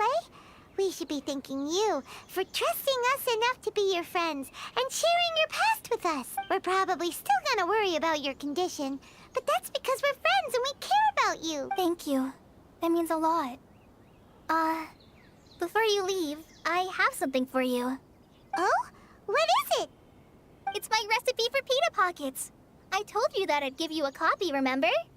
My handwriting is a little, messy, so please don't laugh. Yay! Thanks, Kale. Now we can eat those scrumptious little pitas whenever and wherever we like. I hope that whenever you eat them, you'll both remember your time here in Gandharvaville. Well then, I, trainee Forest Ranger Kale, bid you both farewell. Please visit Gandharvaville again. The Rangers will always be ready to assist you here.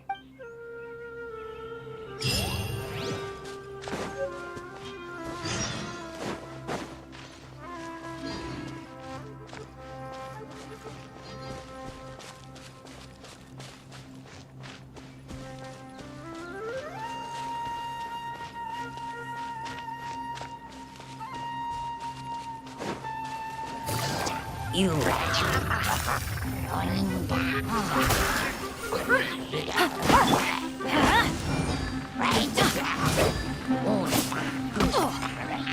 That's gonna hurt in the... Why do they never Minnie's adventure team?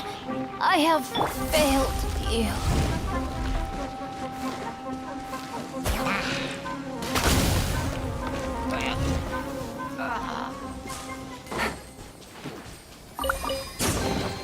A chest full of valuables and a trove of potential clues.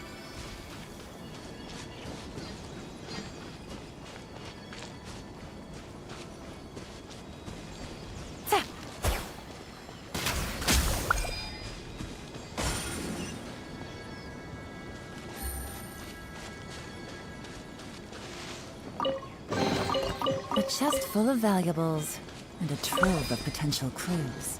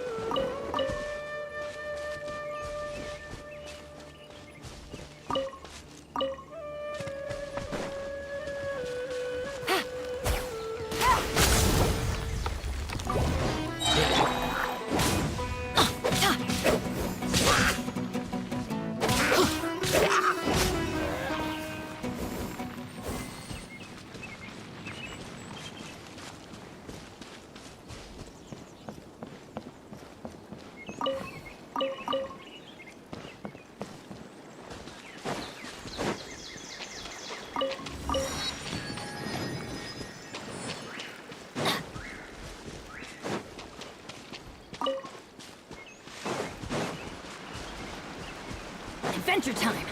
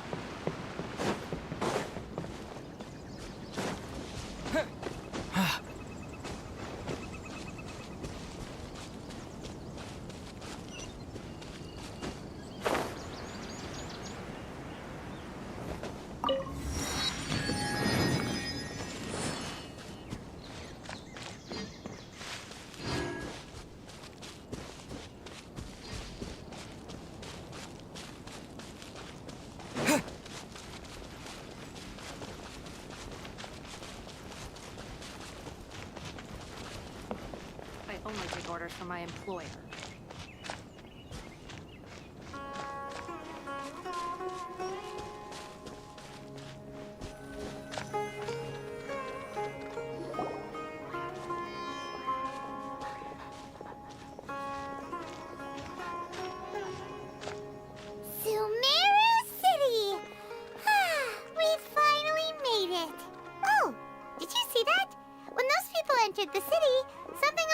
split up. One moment, please, you two. It appears this is your first time visiting Semeru City. Oh, yeah, that's right. But how did you know that? Because there's currently no information on either of you in the Akasha. But no need to worry, that won't prevent you from entering the city. In fact, the Academia conveniently provides each traveler to Semeru City with a device. Perhaps you two have heard of the Akasha before. It's our beloved Greater Lord Rukkhadevata's lasting legacy, a treasure trove of collected knowledge. After centuries of tireless research on the Akasha, the Academia created one of its most ingenious inventions, the Akasha Terminal. As long as you are within Sumeru's borders, you may use an Akasha terminal to connect directly to the Akasha and access any knowledge you need. I should mention that due to technical limitations, the operation of Akasha terminals will be much smoother and more effective in large cities such as Semeru City and Port Ormos. Oh, so this is the thing that Tainari was telling us about. It sounds pretty amazing. You two are quite fortunate. Until recently, it was standard practice to only issue Akasha terminals to outlanders who spent an extended amount of time in Semeru. However, this policy was recently changed, and now all travelers are issued one upon arrival. Here are your Akasha terminals. Please handle them with care. It kinda looks like a leaf. To activate it, simply hold it in your hand and say the following phrase to yourself. May the mighty God bless us with their voice of wisdom. Oh, since this little doodad lets you access knowledge, maybe we can use it to find a way to meet Lesser Lord Kusanali. Let's give it a try. Ahem. May the mighty God bless us with their voice of wisdom.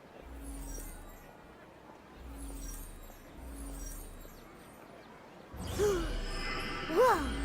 Just now, something clicked, and Paimon suddenly knew how to use this thing. It seems all we need to do is concentrate on what we want to know, and bam! You get it. Oh, that'll come in real handy. Exactly. That is the power of the Akasha. And with that, let me officially welcome you both to Semeru City. May the wisdom of the Dendro Archon always be your guide.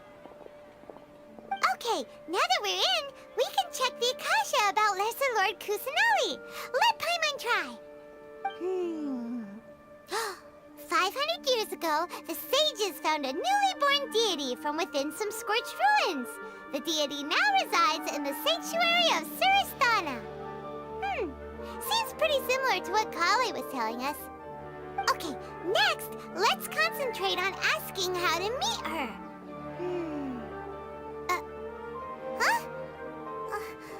Paimon doesn't sense anything. Oh, come on! Ugh. Focusing on this question feels like when you have something you're trying to remember and it's on the tip of your tongue, but you just can't think of it. Ugh, Paimon's brain is exhausted.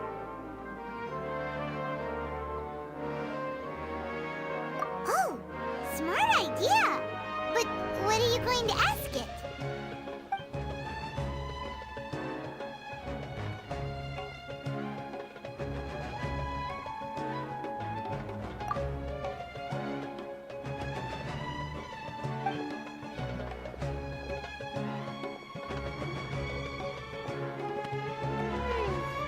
You too? Well, glad it's not just Paimon.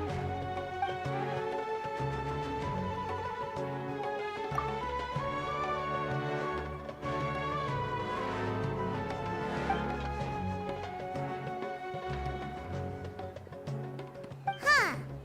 Could it be because we're Outlanders and we've only just arrived in Semeru? You know, maybe we're not qualified to receive an answer to this sort of question or something.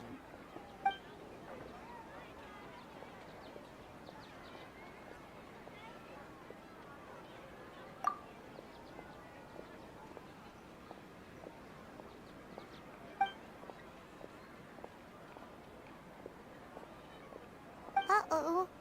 Paimon's getting all teary-eyed all of a sudden. It feels like the people of Semeru really miss their Archon. Well, seems no matter which way we try, we can't find anything that'll that'll lead us to Lesser Lord Kusanali. Guess our only choice now is to try meeting with the researcher that Tainari recommended. He's from Semeru and even has a position in the Academia. Maybe he'll be able to access more info from the Akasha. Let's see.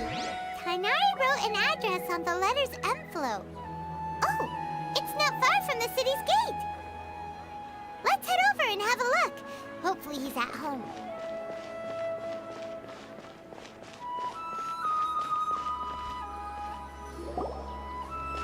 Hello, are you Rohawi? Yes, that's me. Can I help you? Great! You see, Tainari sent us here and... What? Tainari? Please, there's no need to say anything, really. Sure, I admit that the article I published last month wasn't my best work, and maybe the data didn't produce the most convincing results, but... Here! This is a letter from Tainari!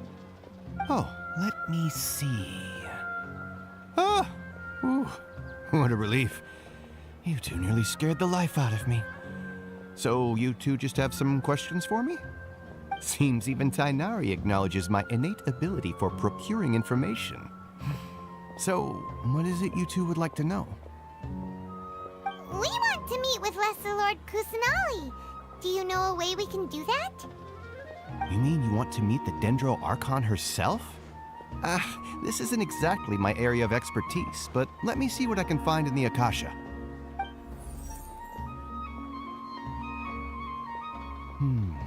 Sorry, the Akasha didn't respond to my query. What? You too? But what about your abilities for getting information and all that? Paimon was sure you'd be able to access more info than we did. Well, as I said, this isn't my area of expertise. I am but a lowly researcher, so the Akasha doesn't see a need for me to know more about the Dendro Archon. All I know is that ever since Lesser Lord Kusanali returned to Semeru, she's never left the Sanctuary of Sorasthana or made a public appearance. Huh. Didn't expect her to be such a mysterious figure. The Dendro Archon is somewhat of a recluse. Perhaps she just doesn't want to entertain visitors, which would explain the lack of information in the Akasha. But then what can we do? No need to worry just yet. I'm only hypothesizing here. You could certainly try asking around and see if anyone else has ideas. And besides, you two should consider the bright side of things. Not being able to see Lesser Lord Kusanali may not be a bad thing. In this world, there will always be information you cannot obtain from the Akasha and things you can never accomplish. Knowing when to yield is a form of wisdom. Take me, for example. It's a miracle if my brain cells can spit out one paper every 3 years. But Tainari? That guy can publish 3 papers in just a single year. Okay. Thanks for your advice. Don't mention it. If you two ever want information about things like who's been promoted within the Academia or relations between the 6 great sages, come find me. Hey, come on! This is a survival skill at the Academia. Oh, Paimon's expectations were pretty low, but this is so low, it's like digging holes in the dirt. So what do we do now? Even if we want to talk to someone, we don't know anybody here. Huh? Like who? Oh, you're right! Catherine! The Adventurers Guild has its own intel network. Let's hurry and find her.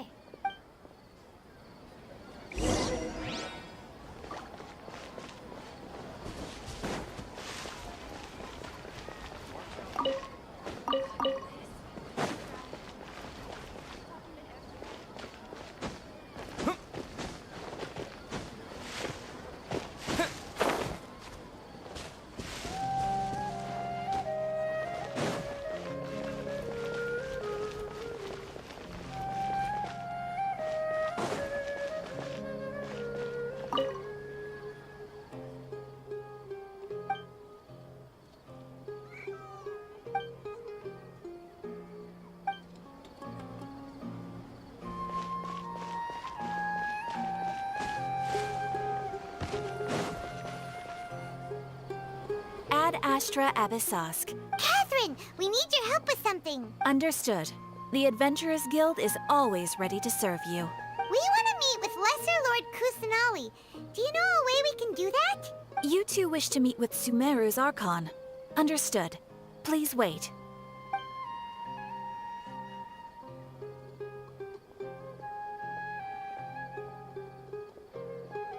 I apologize, but I am unable to call up any relevant information in the Akasha.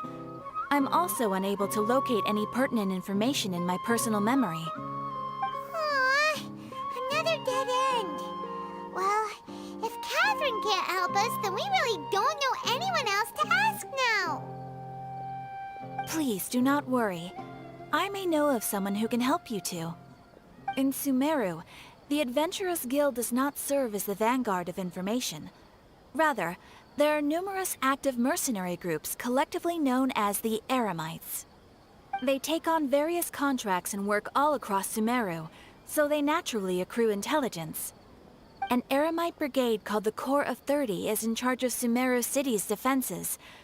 Not only are they the oldest brigade, but they are responsible for managing and coordinating the affairs of all other mercenary brigades.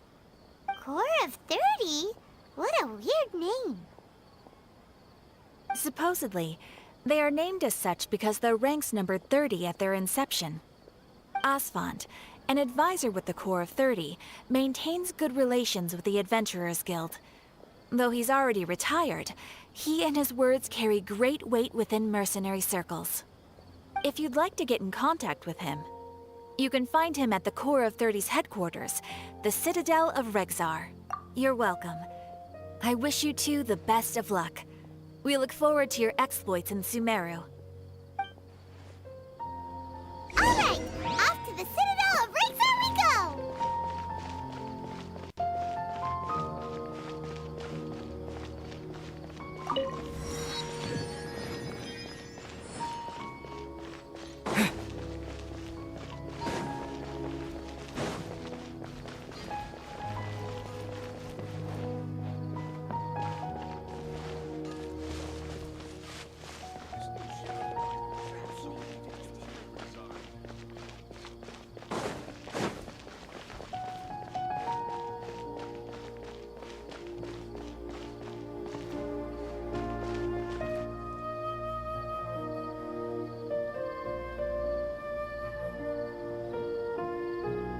Welcome.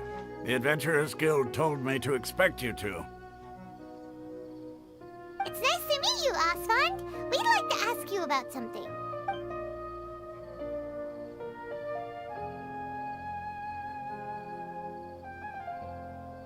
I see. So, Catherine's the one who sent you this way. Ha!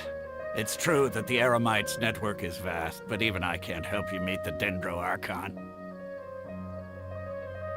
Wait, seriously? That's it? Afraid so. The Eremites aren't terribly religious, so we don't know much about divinities. As far as the Akasha goes, we can access even less than you. We originally came from the desert. The gods there died off long ago. Since those days, we've used our own two hands to carve out a living. We don't beg gods for their aid.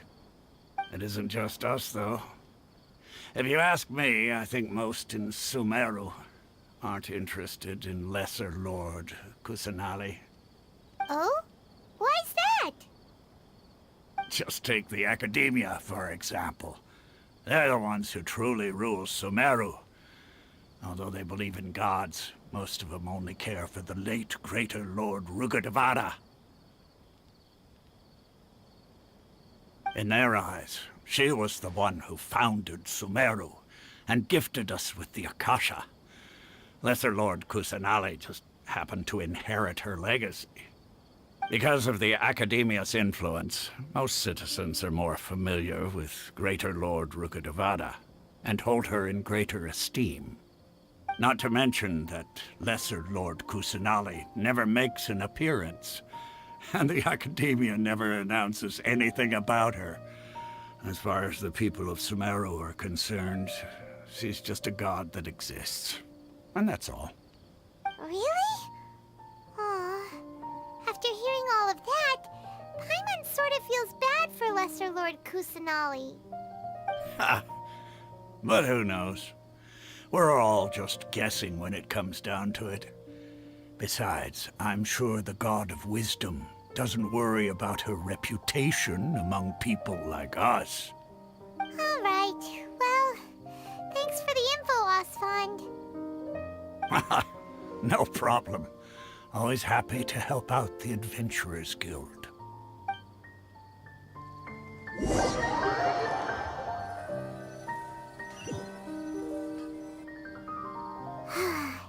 Seems Osfond was right about most people's attitudes here.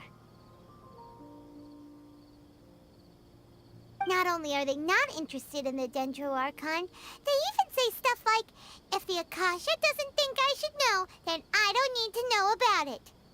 We've been asking for information non-stop ever since we got to Semeru. But the harder we try, the more helpless everything seems. Isn't there at least one person in this entire city who cares about Lesser Lord Kusanali? Oh, you two are interested in Lesser Lord Kusanali? Huh? Who are you? From the sound of it, you two are Outlanders who recently arrived here. You've been asking around for information on Lesser Lord Kusanali, right? Oh, I'm sorry. I forgot to introduce myself. I'm Dunyarzad, one of Lesser Lord Kusanali's faithful followers. Whoa, really? Then do you know how we can meet with her? I'm afraid I can't help you with that. But your conversation earlier did happen to remind me of a legend about the Dendro Archon. Sure. It goes like this. Long, long ago, there was a man who heard a prophecy. It predicted that a great calamity was about to befall him. Panicked by what he heard, the man sought out the Dendro Archon in hopes that she would bless him with the wisdom to help him escape his predicament. The man journeyed across deserts and through rainforests and experienced tribulations of every kind. However, he still couldn't find any trace of the Dendro Archon. In despair, he thought, alas, the Archon has abandoned me. He then had no choice but to sorrowfully resign to his fate. Okay, and then what happened? And then, the calamity came. But to his own surprise, the man felt somehow emboldened by the trials of his journey. By relying on his own strength, he managed to overcome the adversity. At that moment, a bird perched upon his shoulder. This bird was, in fact, an avatar of the Dendro Archon. She said, "O Archon Seeker, do you now understand? She and her wisdom have long been found by you. Along your journey, we were in every flower and blade of grass, every ray of sparkling sun, and every breath of dancing wind. So long as you continue to think and ponder, we'll be wherever you go." Yeah, thanks for the story! Paimon feels all warm and fuzzy inside after that. In a way, it seems like this story is also one of the Dendro Archon's avatars. Dunyarzad, since you worship Lesser Lord Kusanali, can you tell us anything else about her? Of course. So did you two know that, I'm terribly sorry, but it seems something's come up now. Let's chat another day.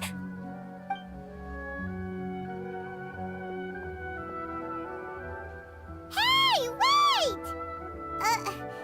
What the heck just happened? It looks like they're searching for someone. Dunyarzad was acting super nervous just now. You think they're looking for her? This stinks! We finally managed to find a lead about Lesser Lord Kusanali! We can't let them get in the way now! Let's see if we can get rid of them. Then we can catch up with Dunyarzad! Hey, have you two seen a brown-haired girl wearing a purple top and a long blue dress? We're looking for her. Did she have bandages wrapped around her wrists? Yes, that's her. Did you see which direction she went? Yeah, she went that way. Quick, after her!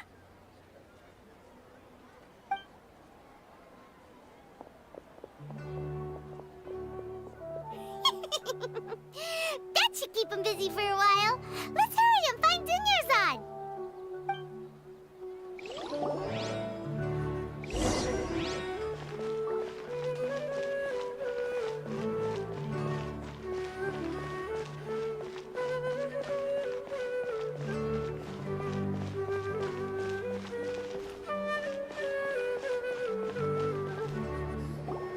There you are, Dunyarzad.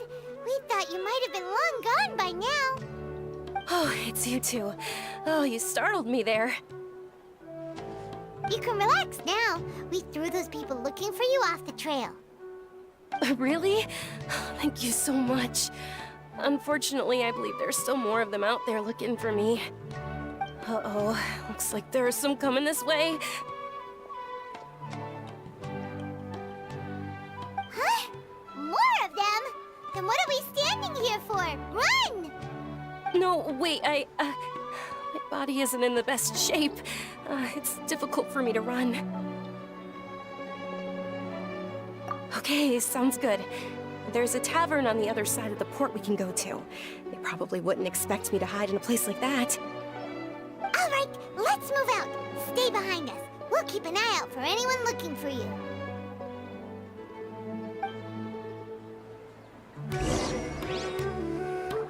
Trust me, just take my word for it.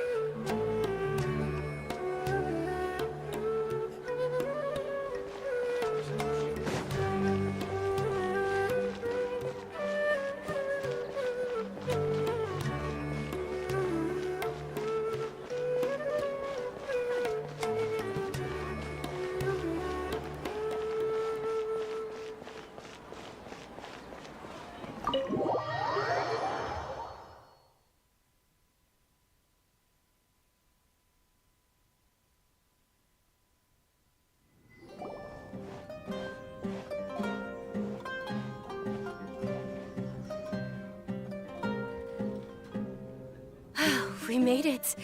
Oh, they shouldn't be able to find us now. Wait, stand down, Dia.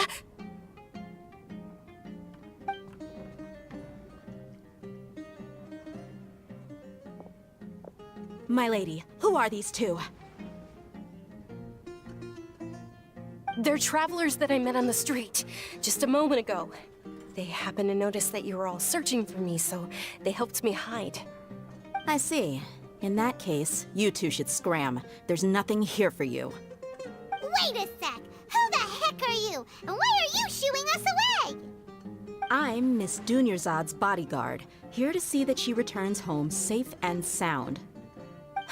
My lady, let's get going. You've been gone for so long that your parents are worrying themselves sick. And if I refuse to go with you? It'd be easier for the both of us if you cooperated. But if you insist on not going, then I'll have to carry you like a sack of potatoes. Hey! Dunyarzad already said she doesn't want to go back.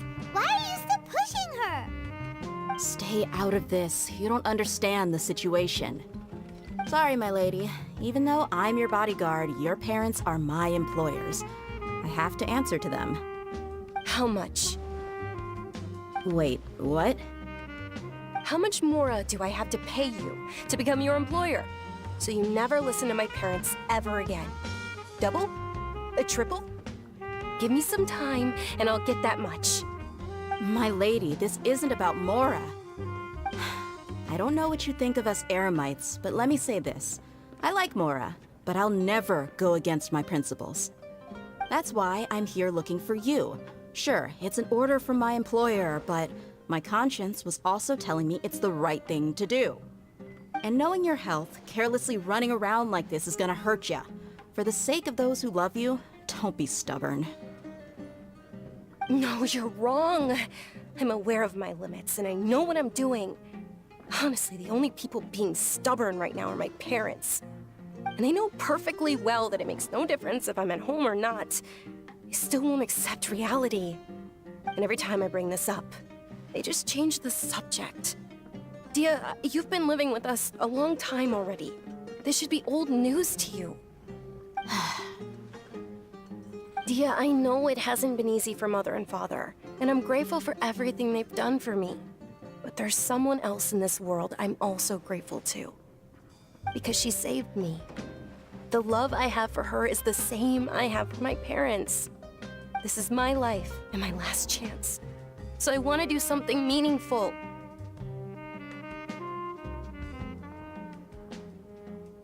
My lady, are you sure what you're doing now is meaningful? Yes, I'm sure. At least, it is to me. Fine, I won't ask you to return home anymore. But let me make something very clear. I'm only doing this because I respect your determination, not because I agree with you. Thank you, Dia. Sorry for being so rude just now.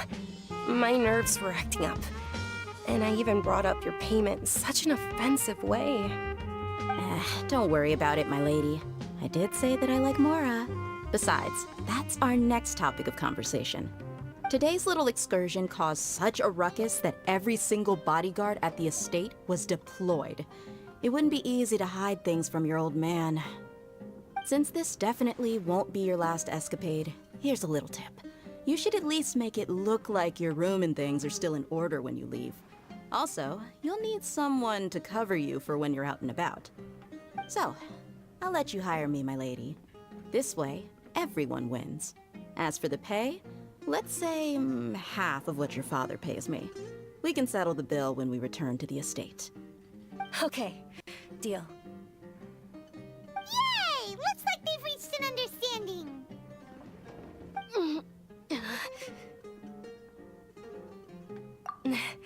I'm fine, really. I just feel a little tired now that things have calmed down.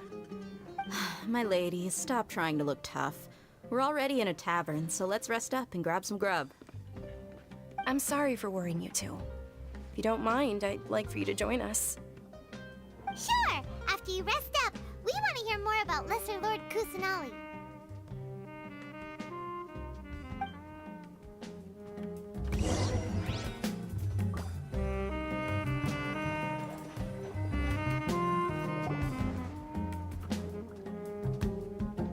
Ha! Well, if it isn't Dia. Haven't seen you in nearly half a year. Word on the street is that you're a bodyguard for the Homayani family now. Ha! Don't you find that kind of work boring? Nah, you get used to it. How about a menu over here? You got it, huh? Isn't this little Miss Homayani herself? We don't get to serve personages like you very often. We'll be sure to prepare our very best. Thank you, sir, but there's no need. I don't have a lot of Mora on me, and I really ought to save as much as I can. But please bring these two the best food you have. They're my new friends, so I want to be a good host for them.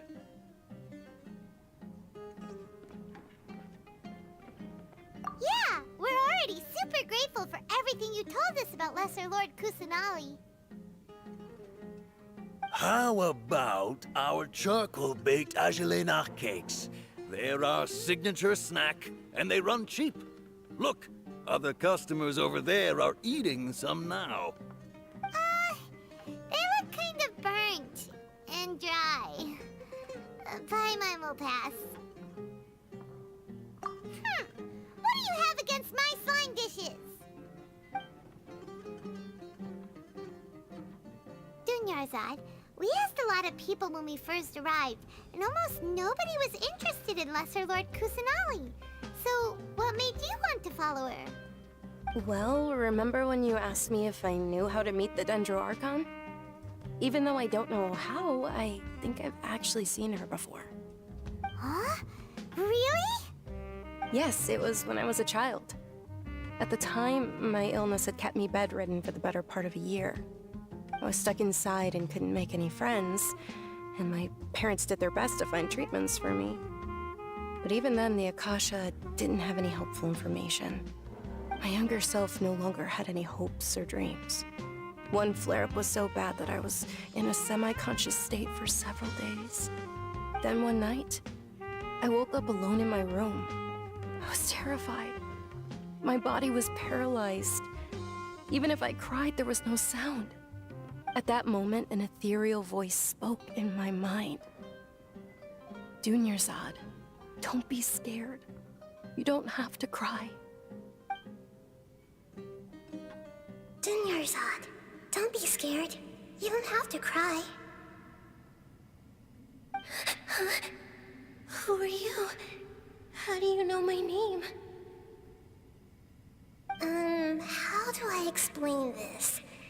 You might not be able to understand, but actually, I know everything about you.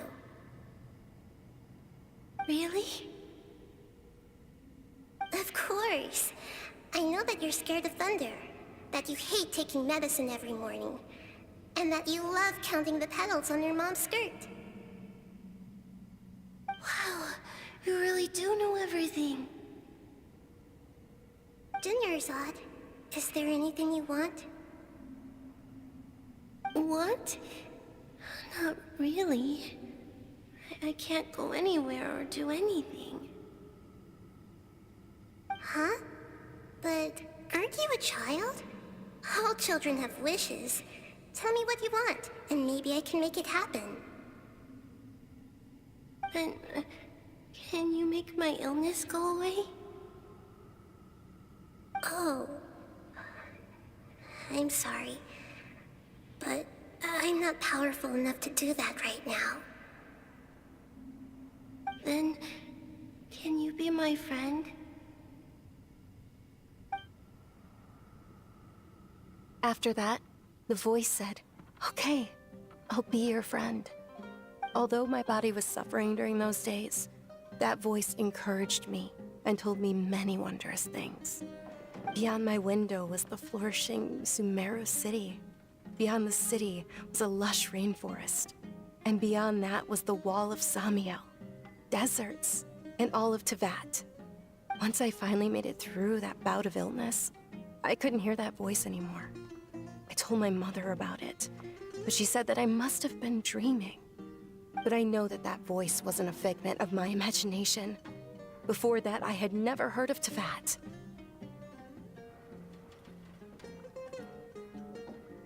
Yes, for sure. If it weren't for that voice, I would have never grown curious about the outside world, nor would I have learned how to read and enjoy so many books.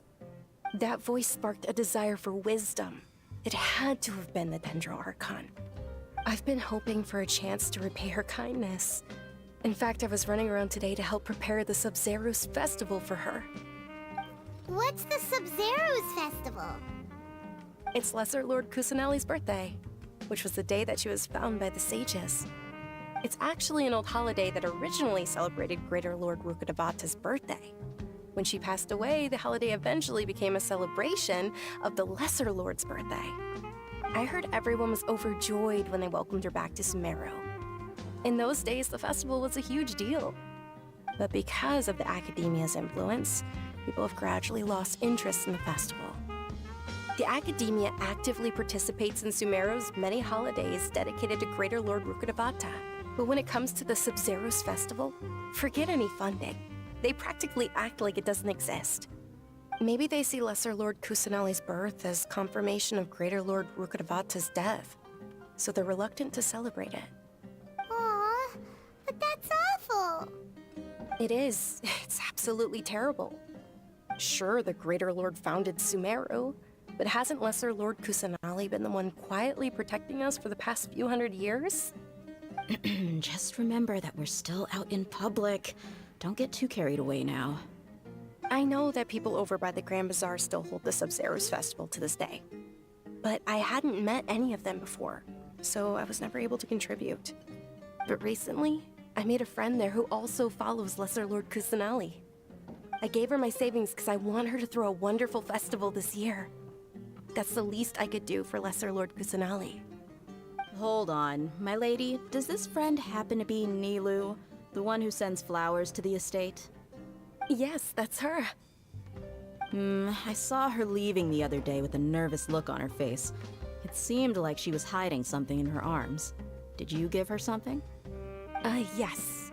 Initially, I didn't have much Mora prepared, so I had Nilu sell one of my skirts. I've agreed with Nilu to meet up at the Grand Bazaar today, and see how things are coming along. Dia, would you accompany me? Sure. That's quite the trip, though. I'll carry you. No, that would be too much. Even for you. You might as well just accept the lift. If I let you walk, who knows how long it'll take us. And if anything happens to you, then I'd really never hear the end of it from your father. But of course. Nilu will be thrilled to hear there are more people interested in Lesser Lord Kusanali.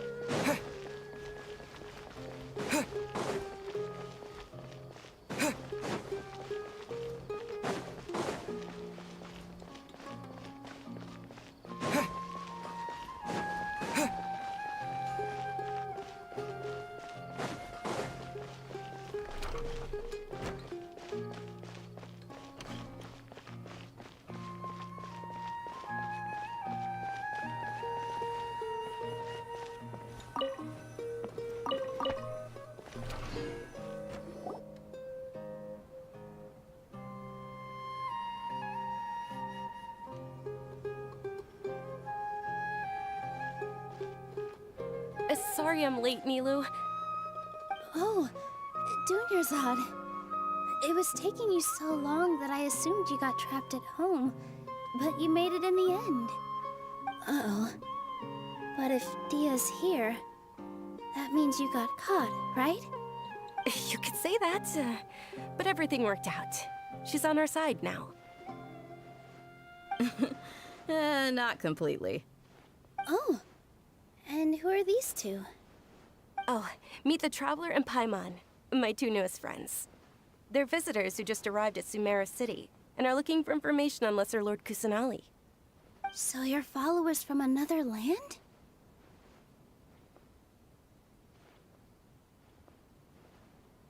Oh, really? Well, that's okay. You're still invited to the Sabzerus Festival. By the way, Dunyarzad, we've already started decorating the Grand Bazaar. It looks spectacular, thanks to your generous contribution. You're very welcome. It's the only thing I could do. Do you still have enough Mora? Probably? But don't sweat it. We've already finished renovating the stage. Come on, I'll show you.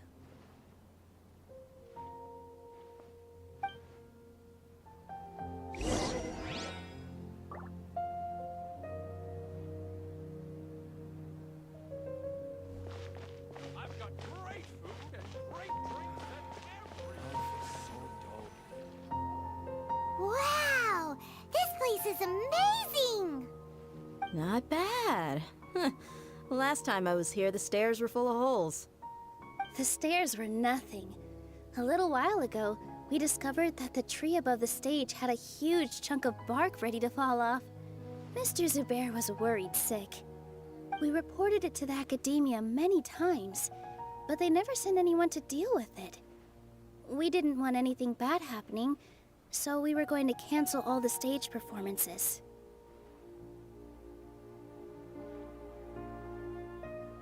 Oh, probably because it was the theater asking. The academia looks down on performers like us. They probably think it would be best if the theater closed down completely. We can't let that happen, though. Not only would everyone involved in the theater go hungry, but then we wouldn't be able to hold the Sabzerus Festival anymore. Thank the Dendra Archon for Dunyarzad. With the Mora she gave us, we hired someone to patch up the tree, and we also gave the stage a much-needed makeover. The stage is going to be even prettier when it's festival time. I can't wait for you to see it. And I can't wait to see you on the stage. You've been practicing so long already. It's almost time for your dream to become reality. It's our dream. I'll do my best for the two of us. Nilu, what are you gonna be doing at the festival? She'll be dancing the dance of Sabzerus, the most important performance at the Sabzerus Festival. Dunyarzad, Have you told him the origin of this holiday? I only told them about the Greater Lord and Lesser Lord so far. Okay. Then I'll tell you two about how this holiday came to be. According to legend, the Sabzeruz festival was originally the Goddess of Flowers' birthday celebration for the Greater Lord. A long, long time ago, on one of Greater Lord Rukkhadevata's birthdays, her friends threw her a celebratory banquet. Some of the gods got drunk. One started playing music, and the Greater Lord started singing, so the Goddess of Flowers began to dance. As she danced upon the grass, countless beautiful parisaras began to bloom wherever she stepped. Those brilliant purple flowers became her dazzling stage. All the gods clamored, "Oh, if only time could stop at this very moment." Huh? Really? Oh, you probably mean because all the gods in this story are no longer alive. Although they aren't around anymore, they're preserved in our tradition of dance. This outfit I'm wearing is apparently based on how the Goddess of Flowers looked. Though we're just tiny people compared to the divine, we still have to do our best to make sure that the birthday girl feels loved on her special day. Nilu, you of all people will definitely be able to convey our well wishes to the Dendro Archon. I also noticed that you went the extra mile and scattered parisaras around the stage. They symbolize the Goddess of Flowers, after all. It's just a shame that all the real parisaras went extinct after her death. Yeah. The Greater Lord brought forth parisaras in memory of the Goddess of Flowers, but she ultimately could never truly replicate that beautiful purple. Thinking about the Goddess of Flowers dance makes me wish I could have seen it. If my stage were anything like that, I'd be thrilled if I had just 2 real parisaras on the stage. So, Traveler and Paimon, what do you think? Interested in the Sabzeruz festival? Will you two be coming? All of Lesser Lord Kusanali's followers will be there for her birthday. It'll be a good opportunity for you to learn more about her. Ooh, Paimon thinks that's a great idea! Of course Paimon wants to watch. Those two things aren't mutually exclusive, you know. So how about we all attend the Sabzeruz festival together? Dunyarzad, let me show you which stage decorations we've picked out so far. Traveler and Paimon, if that doesn't sound interesting to you, then feel free to explore the area. Everyone at the Grand Bazaar loves Lesser Lord Kusanali, and we're all looking forward to the Sabzeruz festival. In that case, we'll take a look around.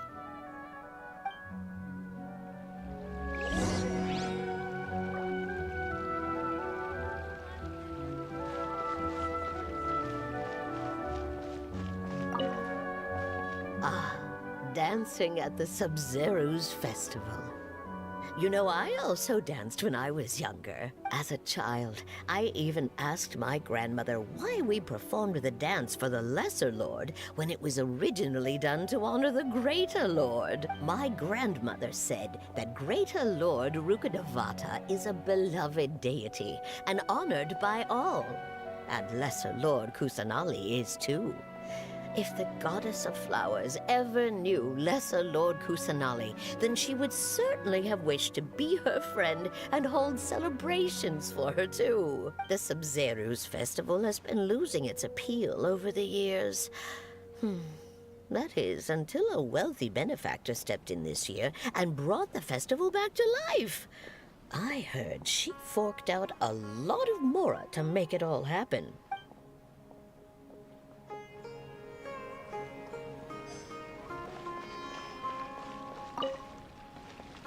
Whoa! What's with your yellow hair? And why do your clothes look so funny? Did you know that the Sabzeruz festival is about to happen? There'll be loads of fun things to...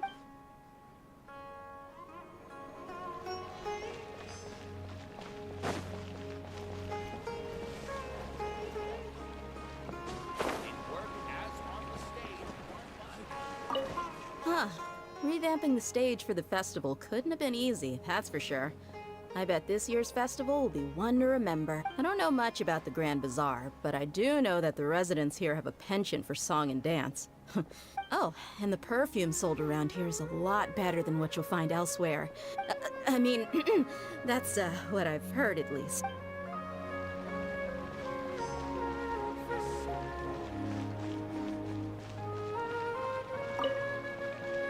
Things are really shaping up, and there's a buzz around the festival this year. We're expecting people from all over to come by this year and buy things during the festivities. Don't be fooled into thinking that Semeru City has the best of everything. Some festival snacks are only offered here in the Grand Bazaar. And when it comes to musicians, dancers, or singers, the Grand Bazaar's got the best of the best. Sure, those folks at the Academia might not like it, but what's a festival without song and dance?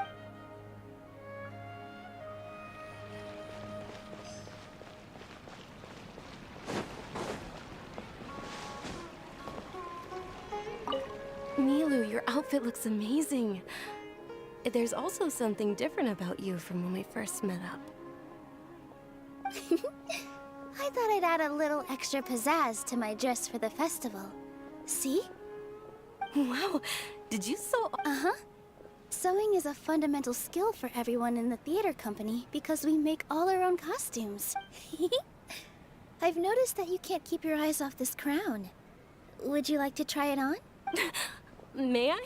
Of course. The legends say that the goddess of flowers had beautiful horns on her head, so this crown was made to reflect that.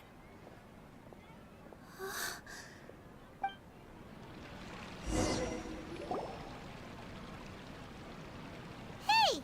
Is that who Paimon thinks it is? It looks like Catherine.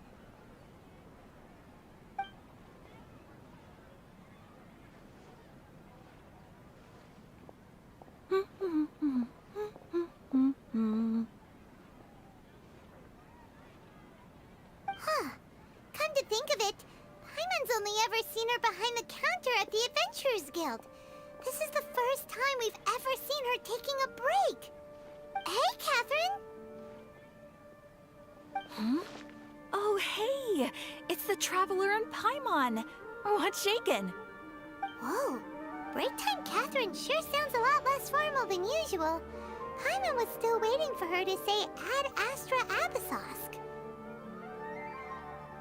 Sure. Standing behind the counter at the Adventurers Guild doesn't require any complicated functions. But saying and doing the same old things over and over again can get pretty monotonous. Like watching the same Fontaine movie day after day. But take you two, for example. You travel across Teyvat to enrich your lives and gain new experiences. Well, we enjoy traveling across Teyvat and all that, but we're mainly looking for clues about his sister.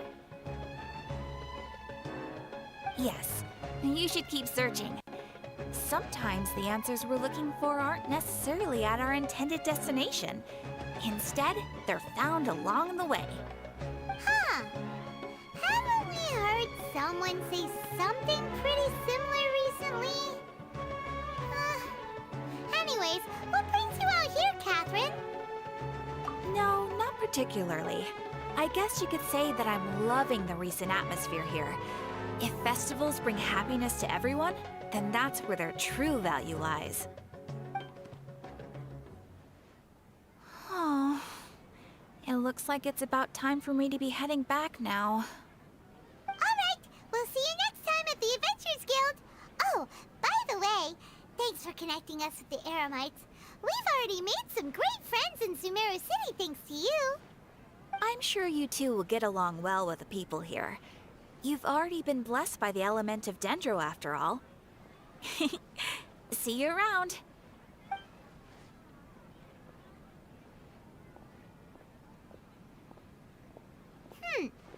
There's something really different about Catherine today. Hey, Traveler. Paimon. Oh, hey, Dia. What's going on? I've got something to tell ya.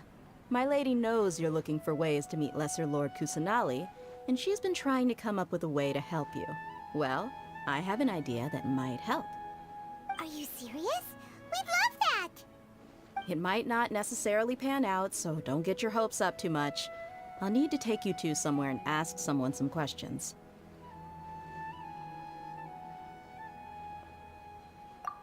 My lady is feeling a little worn out at the moment. Nilu's found a place for her to rest.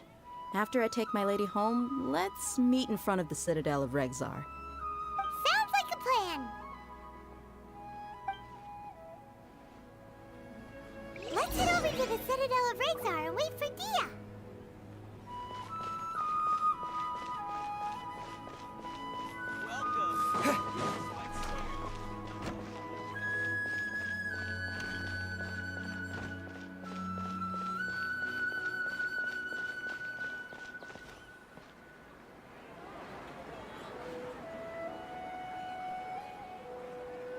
Sorry, I'm late.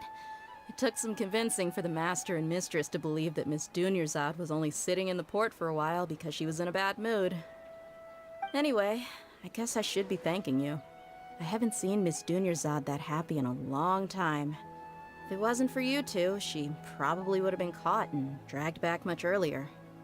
You sure sound a whole lot nicer than when we first met, Dia. Who would have thought you had such a soft spot for Dunyarzad? It's called being a professional. I'm a bodyguard, and I work for whoever's paying.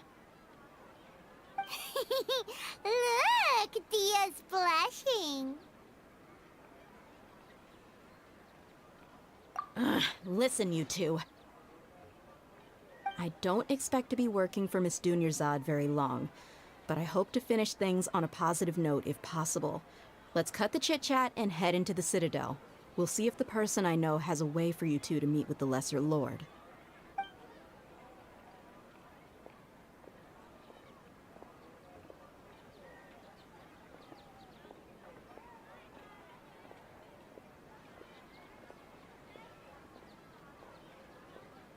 Oh, hey, Chief.